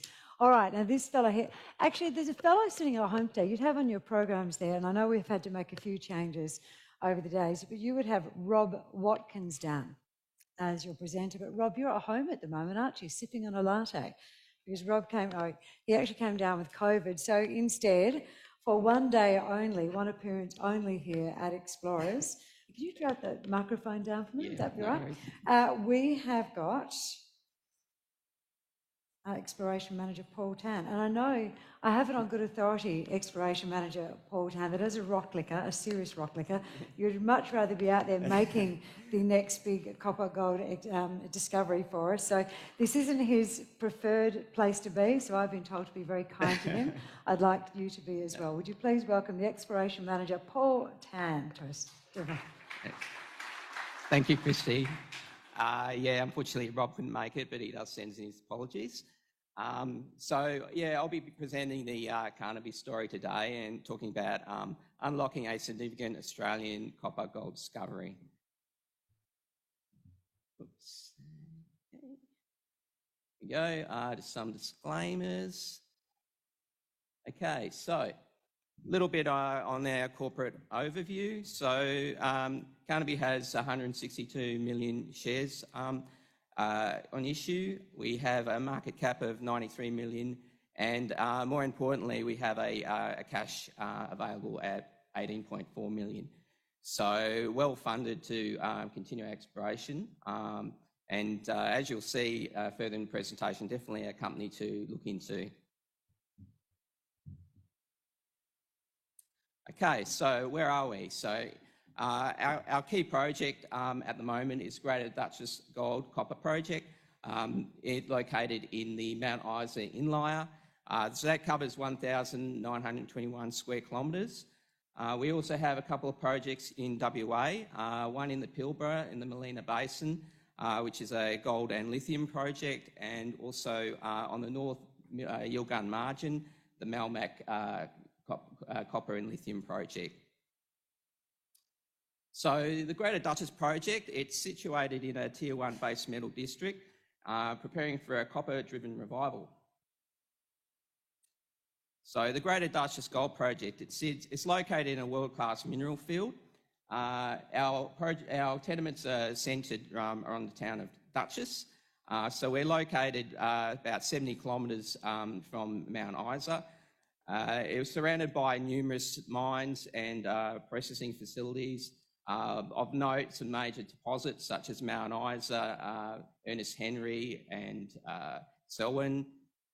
We have 100% ownership of our Mount Hope lease and plus 776 square kilometres of new tenure down the interpreted Nil-Des-Brandam IOCG corridor.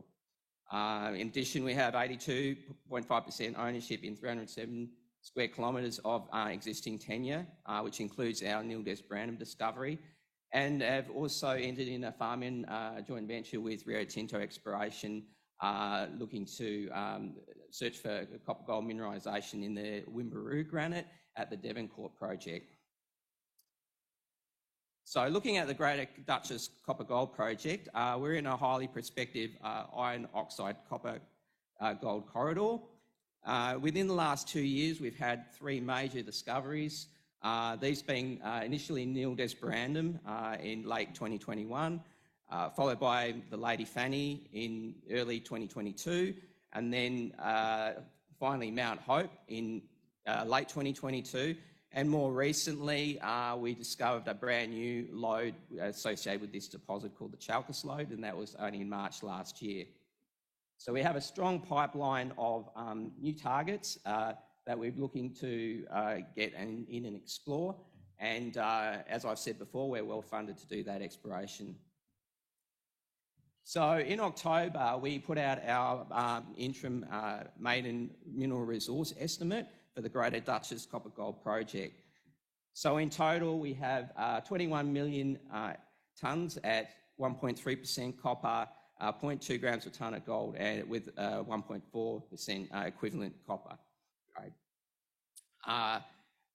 Our main flagship deposit is Mount Hope. So this has 10.3 million tonnes at 1.7% copper equivalent, and followed by with Nil-Des-Brandam and Lady Fanny deposits.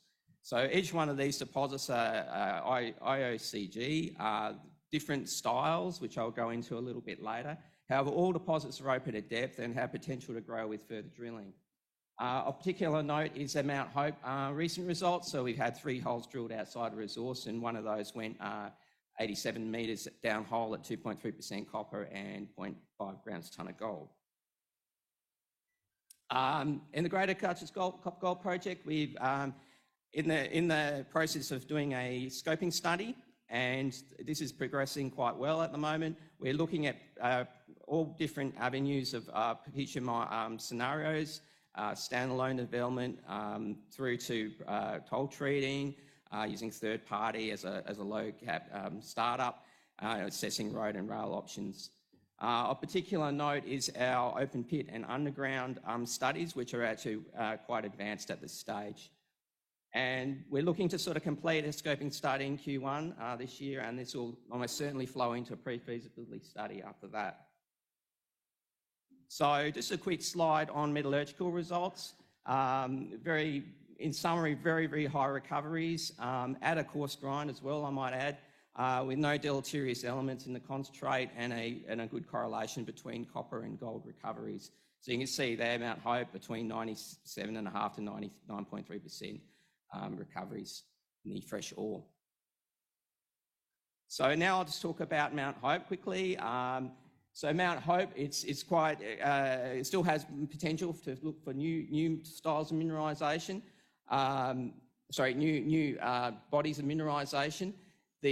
Recently we've flown a detailed drone magnetic survey over this, and this has really highlighted the magnetic high anomaly which sits in the footwall of the Mount Hope Central Lode and basically sort of follows around that contact. It's really bringing up some new targets for us to go in and have a look at drilling.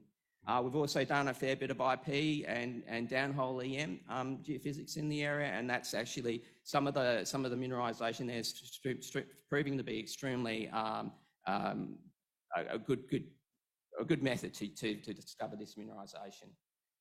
So just go on to Mount Hope. So now we're looking at the Mount Hope Central Lode. Essentially, we have two big quartz veins there sitting in echelon to one another with a folded geometry. You can see here the top vein there is basically our Boomerang deposit, which was mined back in the late 60s, early 70s, and that material was sent to Mount Isa as flux for their smelter, which is getting copper credits. And below that is the Chalcos Lode, which is a new body of mineralisation that we drilled early last year.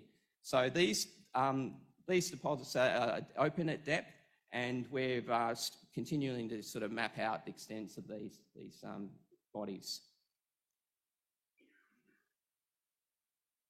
So looking at the Chalcos Lode, this is an exceptional deposit. A discovery hole, 36 metres at 4.2% copper and 0.5 gram of gold. The three holes you can see on the left there are the new holes that we've drilled outside of the MRE with a recent result of 71 metres at 1.6% copper and 0.5 grams per tonne of gold. And in that bottom slide, that's just a picture of the copper mineralisation, so you can quite clearly see the chalcopyrite, which is actually filling in a breccia within the quartz vein. Main thing to note with this deposit is it's got quite a consistent width of 20 to 30 metres. It's mineralised across that entire width, and we're looking at strike extents of 200 to 300 metres with a downhole down dip extent of 500 metres.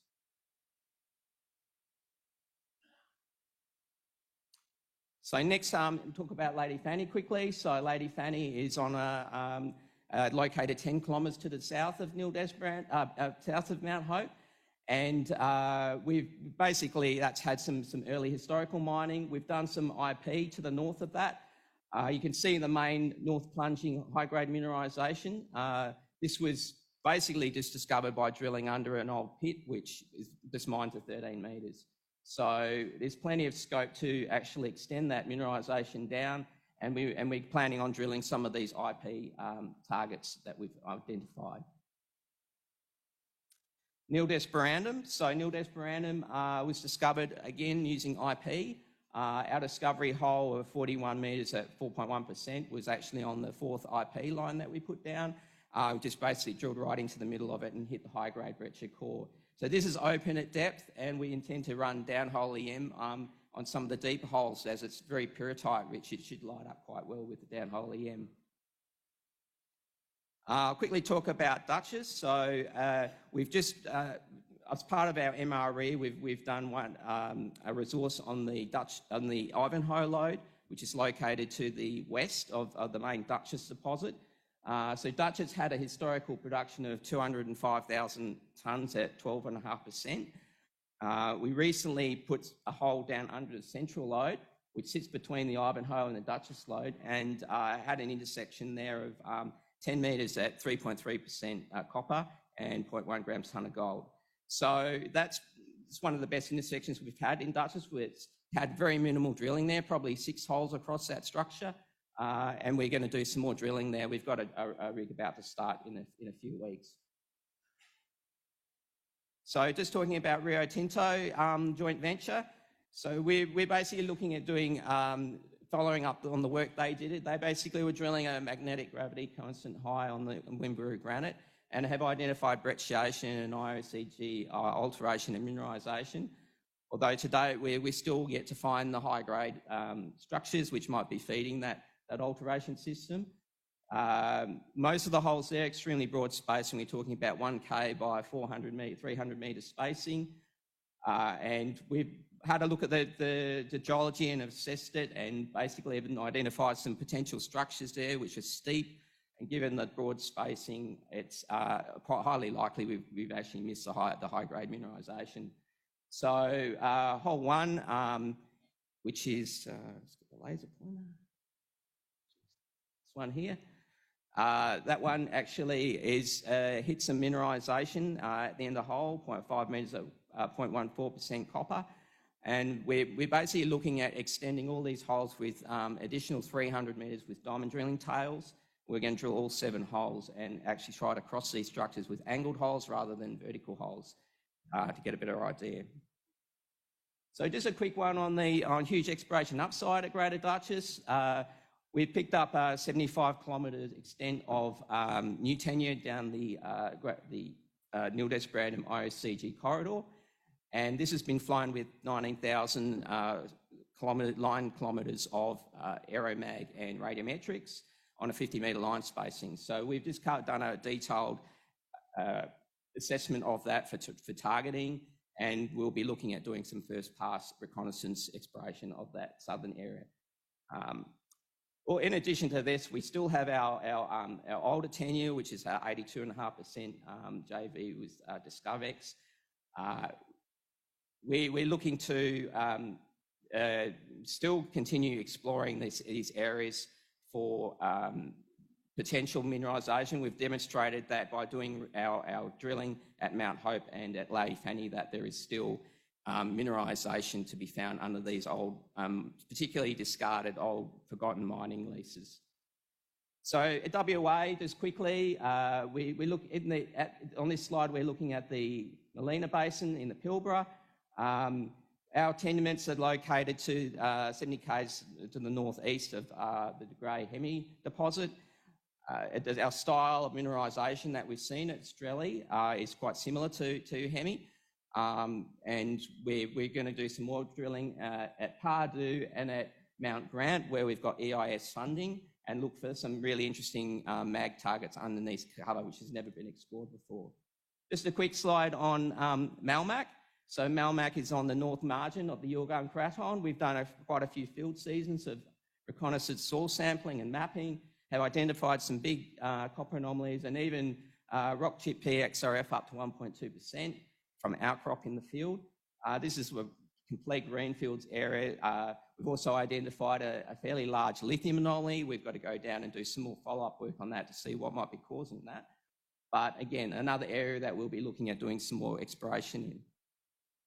So just in closing, Carnaby Resources, we've had 3 major copper discoveries in the last 2 years. We've got an MRE out of 315,000 tonnes of copper equivalent. Major exploration due to start up in 2024. And yeah, we're going well, and please come and ask me for some more information at our booth. Thank you very much. Well done. That was not hard, Mr. Exploration Manager, was it? No. Are you coming back again next year? No. You're coming back? No, I'm not. All right. Here, let me take you on a little story. In a small clearing in thick forest in the north of Sweden at the end of last year happened the turning of soil to build Europe's first plant to produce active anode material for lithium-ion batteries. You thought it was going to be a little folk story, but it wasn't. This is the start of a really big story, isn't it? And this very big man who's going to tell it to you all is Italga's MD, Mark Thompson.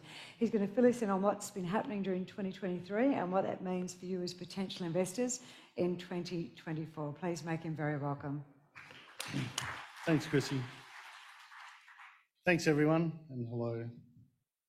I founded Talga in 2010, and in 2011 searched the world for a graphite deposit. We at the time were a gold explorer, so I got out of yellow stuff into black stuff. Why would I do that? Well, it's quite simple in a way.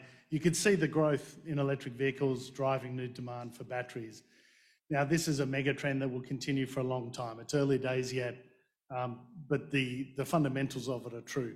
Now, recently, there's been a lot of media hype about EV sales are flattening out and EV sales are declining.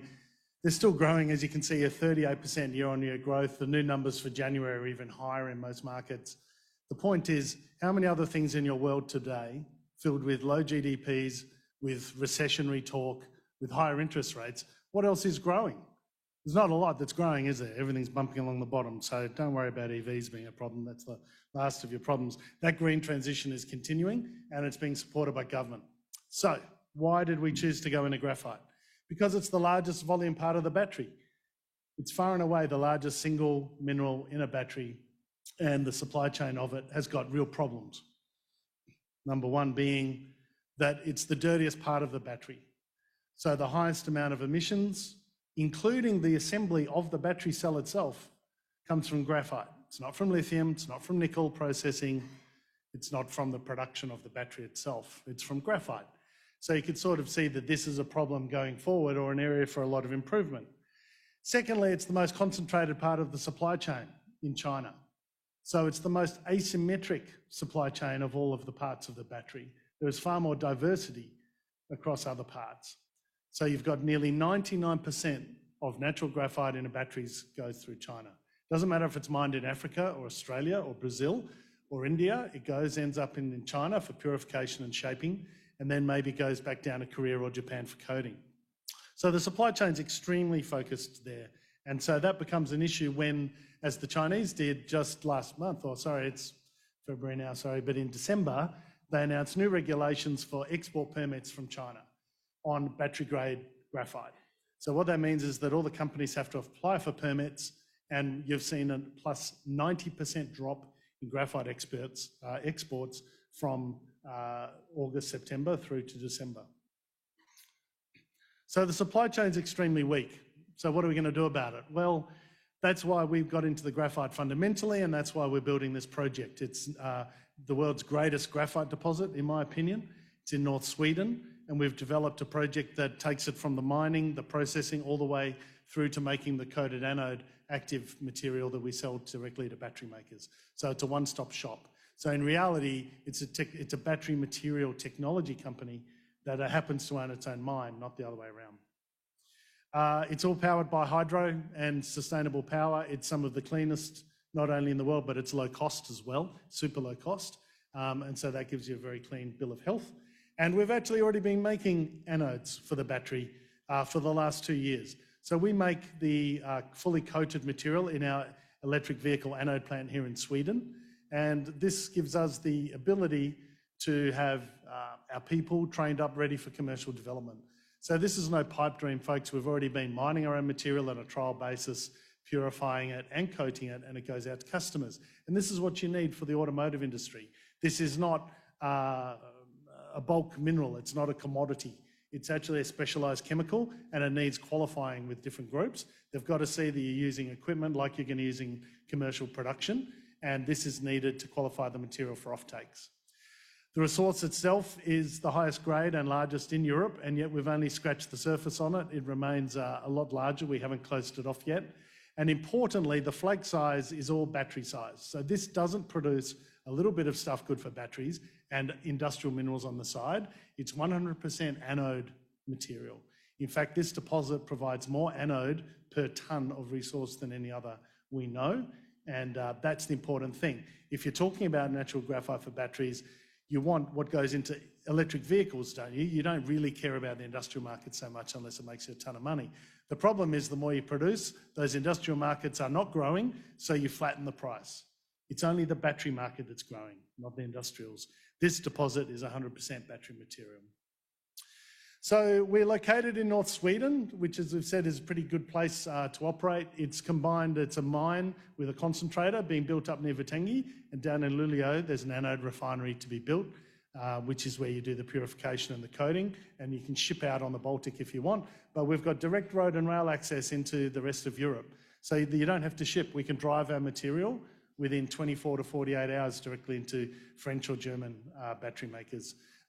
We've also got a scoping study to expand this project up to 100,000 tonnes of production. Current production that we're building is about just under 20,000 tonnes of anode. So that's a very reasonable size, about 16 gigawatt hours of batteries. The product we make is a super premium product. It's not only super clean and with excellent ESG credentials, it also has fantastic performance. It increases charge rates, and it also increases the temperature range that your battery can operate well at. So this solves problems. And this is what the factory looks like that we'll be building. This refinery site is fully permitted. We've actually done first site clearing on it now, so it's construction ready. It's fully ready to go.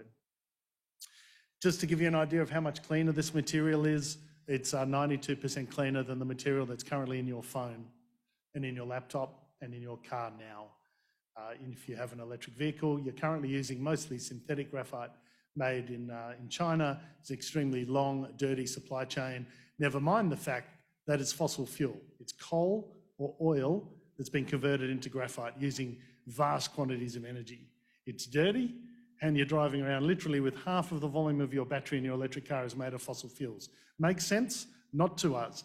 So therefore we propose using this natural product, which does the job just as well, but it's super clean and has a lot of other benefits as well.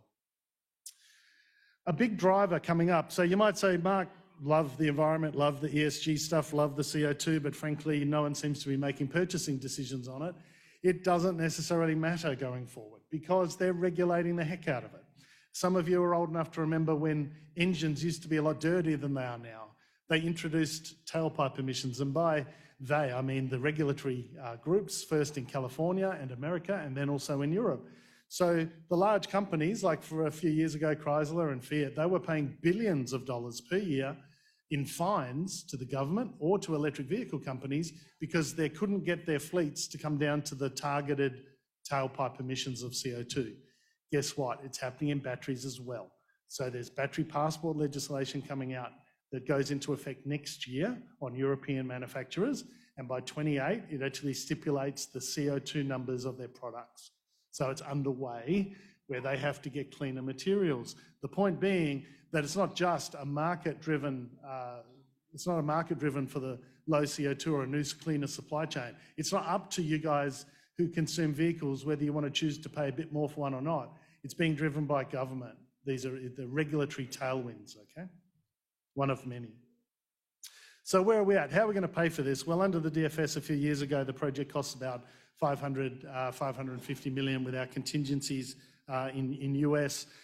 We're targeting 60% of that in debt, which would mean about between 300 and 400 million US or euros.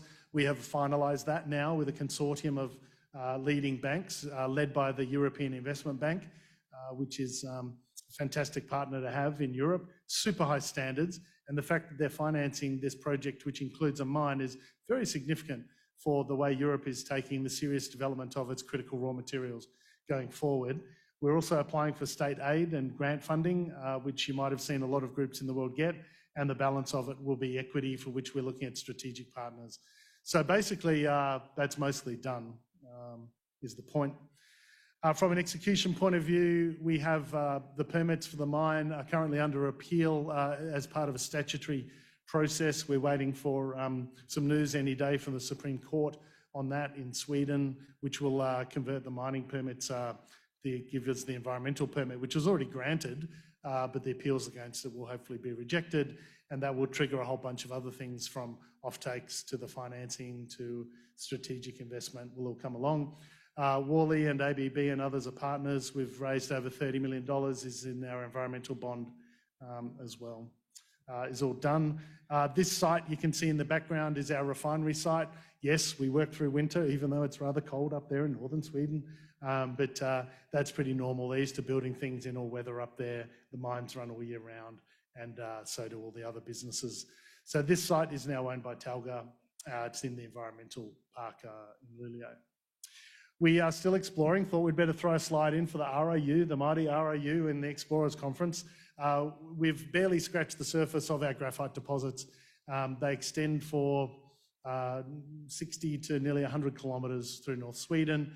We own it all 100%. We've got multiple deposits up there to draw on. So scale is not an issue going forward. It's just, you just drill out whatever you need. We've also got an exciting lithium project. It's exciting insofar as that, like everyone else, it's a few rocks with lithium, nearly up to 2%.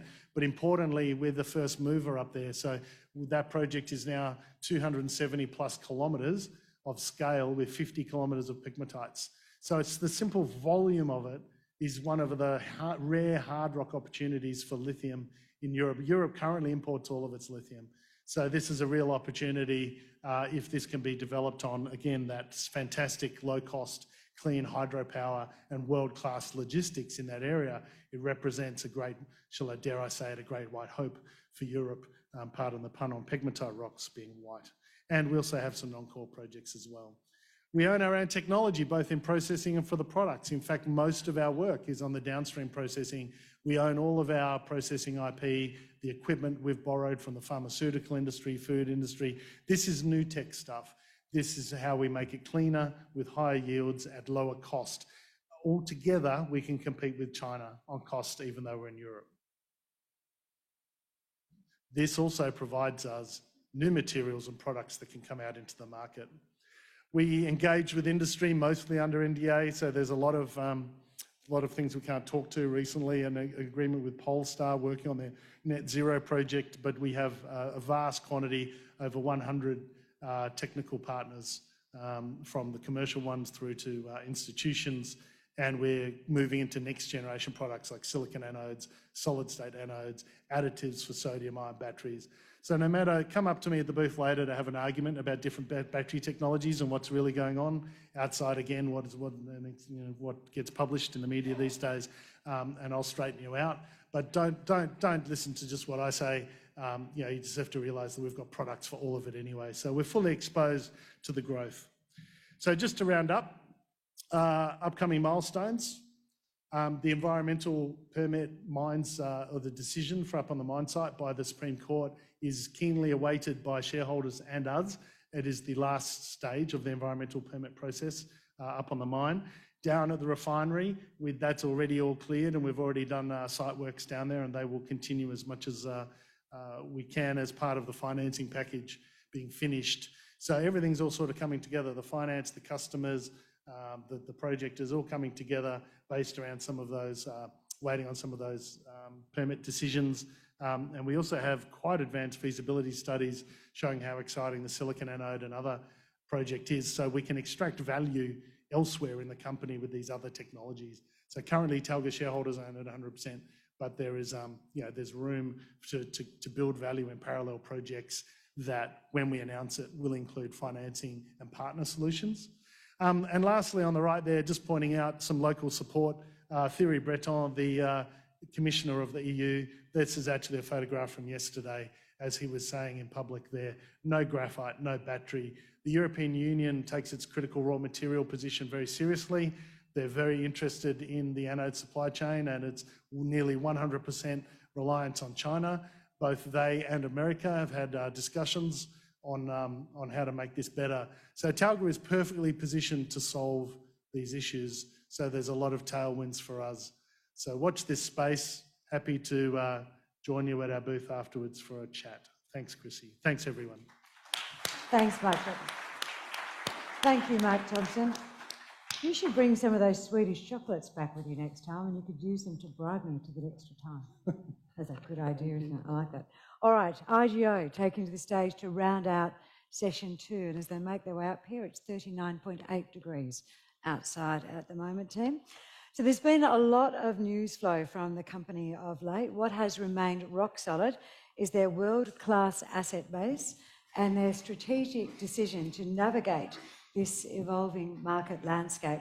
To talk us through the plans firsthand, would you please make welcome to the stage IGO's GM for Exploration, Dr. Suzanne Hunt. Thank you. Good afternoon.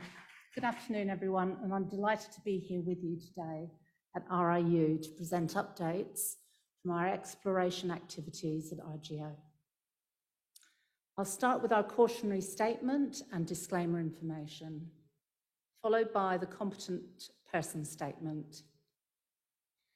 At IGO, our strategy is aligned to our purpose, that of making a difference through being a globally relevant supplier of products which are critical to the clean energy transition, to generate a diverse suite of products made safely, ethically, reliably, and sustainably, and by being vertically integrated, linking upstream and downstream into the supply chain, by achieving net zero emissions across our business, and to have all of this delivered by a great team of people who are bold, passionate, fearless, and fun.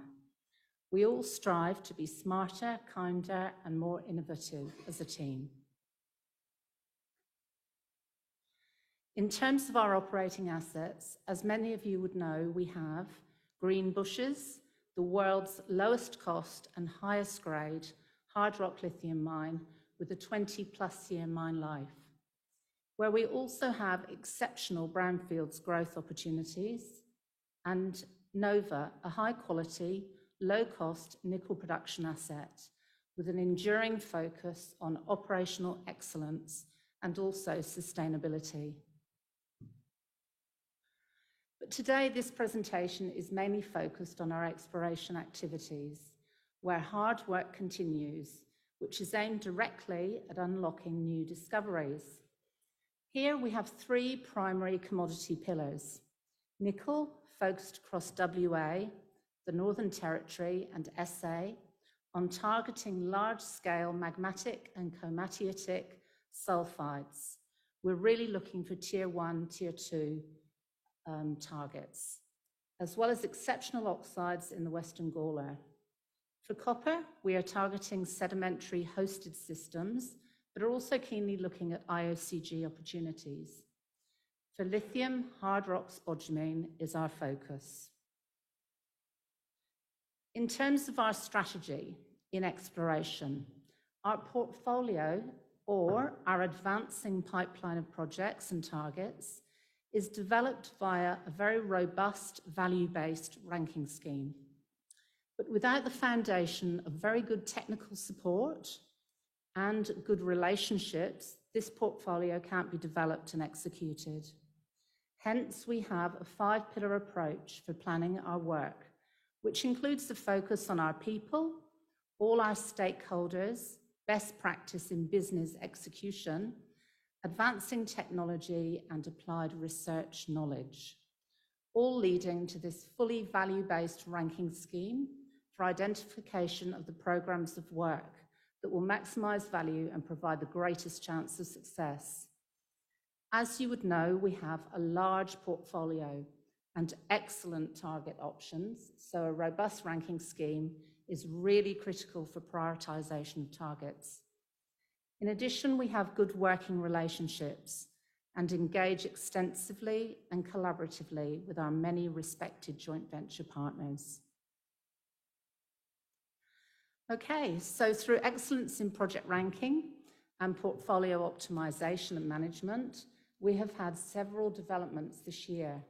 Firstly, successfully drilling and intersecting massive sulfides at Dogleg in the West Kimberley. Next, at Forrestania, the intersection of spodumene-bearing pegmatites up to 34 meters in thickness. And finally, at Copper Wolf in Arizona, results from drilling by our partners Buxton Resources, indicating a large copper molybdenum system. For all these projects, we have programs for follow-up drilling planned, and we're very excited to get into the next phase of drilling on all of these projects. So I'm now going to quickly bring you through some snapshots from our current portfolio. First up is nickel. And I'll start with the Kimberley. So the Kimberley project spans across two highly prospective belt scale areas, referred to as East and West Kimberley, and both belts have proven magmatic sulfide mineralization. We consider these regions highly underexplored for nickel, both spatially and via the utilization of more modern exploration techniques. The Kimberley team within IGO have been focused on the acquisition of regional scale data sets to aid in reducing search space and generating our targets. A very key data set has been an extensive airborne EM survey, which then focuses our ground EM crews over the most prospective ground. Okay.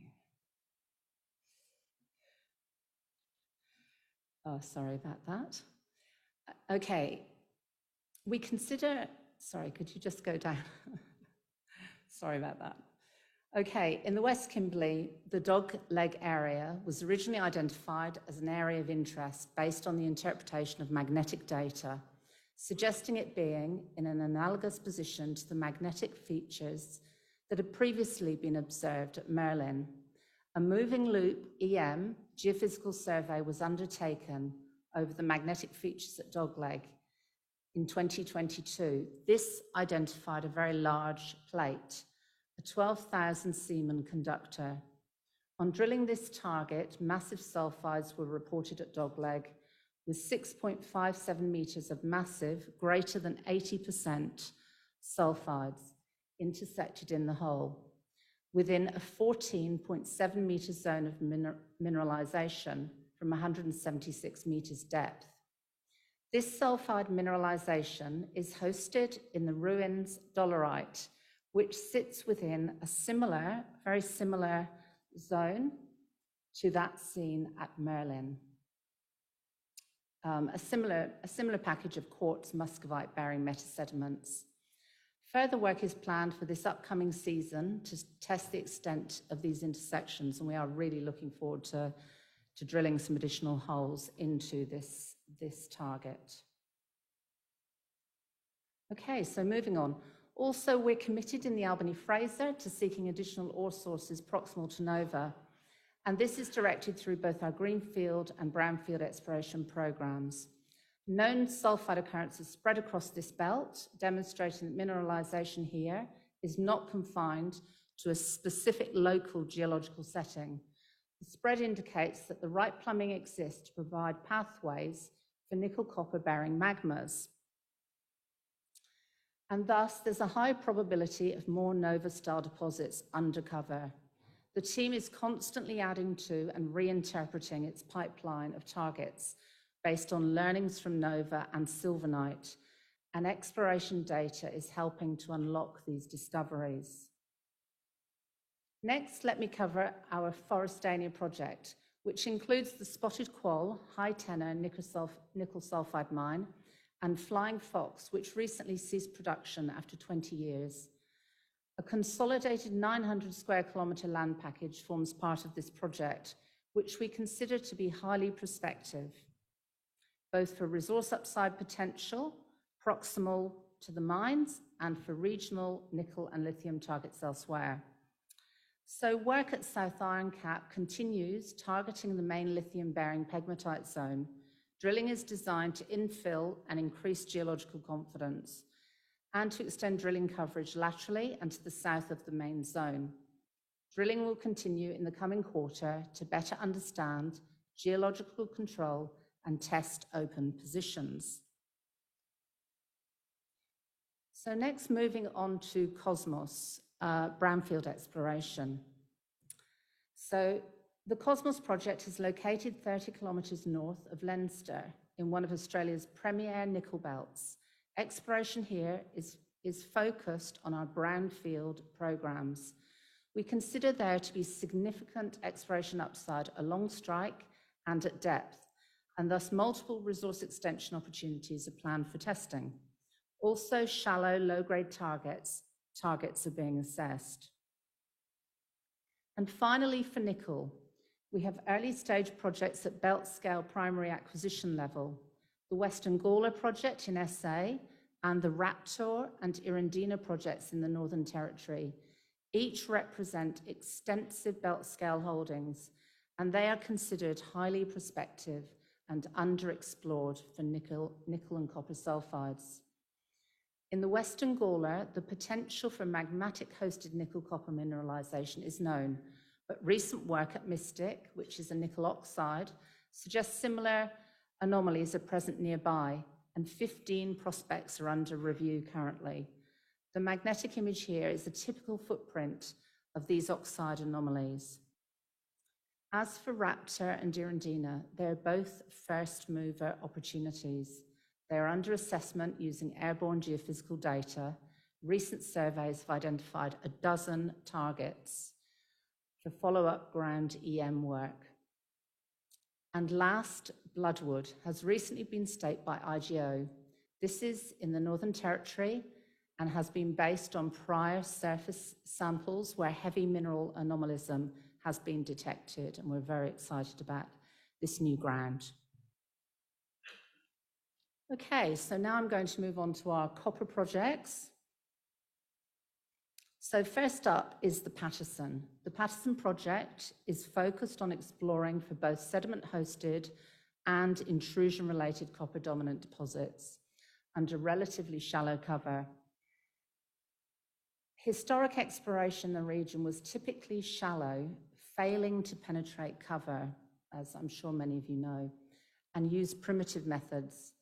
The Patterson team have thus prioritized the acquisition of high-quality belt-scale data sets to map the region.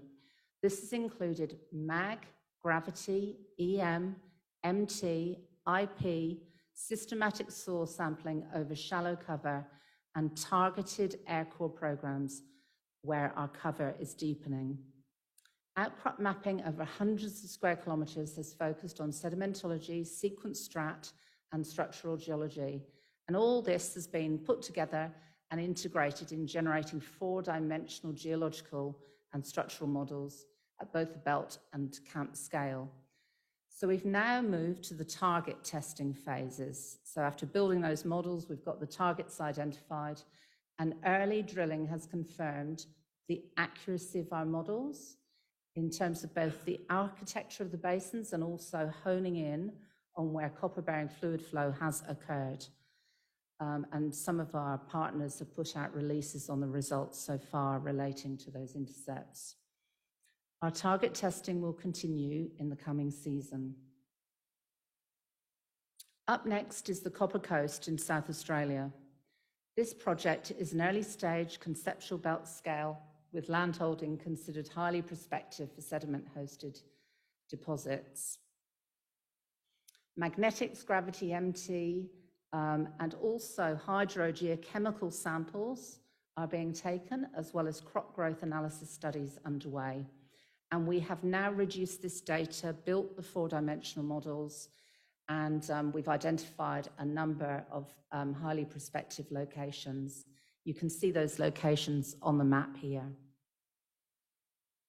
Okay, and moving on, I have to speed up a little bit as I'm running out of time, but also within our portfolio is the Copper Project, managed by our joint venture partners, Buxton Resources.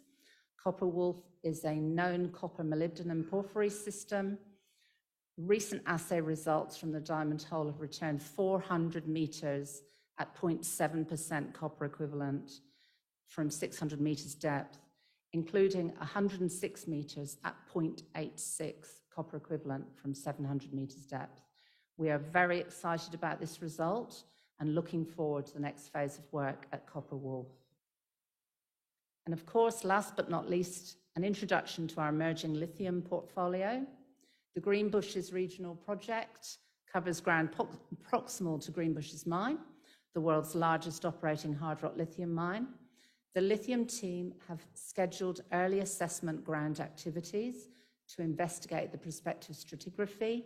We have radiometric images from our joint venture partners, Venus, and they show signatures associated with potassium-rich pegmatites. Soil sampling, ground gravity, and field mapping are planned for the coming season. Okay, and I have got a summary here, but I haven't got time to run through my summary. But thank you so much for listening to me this afternoon. And if any of you have any further questions, please come and see us at booth 127. So thank you so much for your time today. Thank you very much, Doctor. Yes, all right.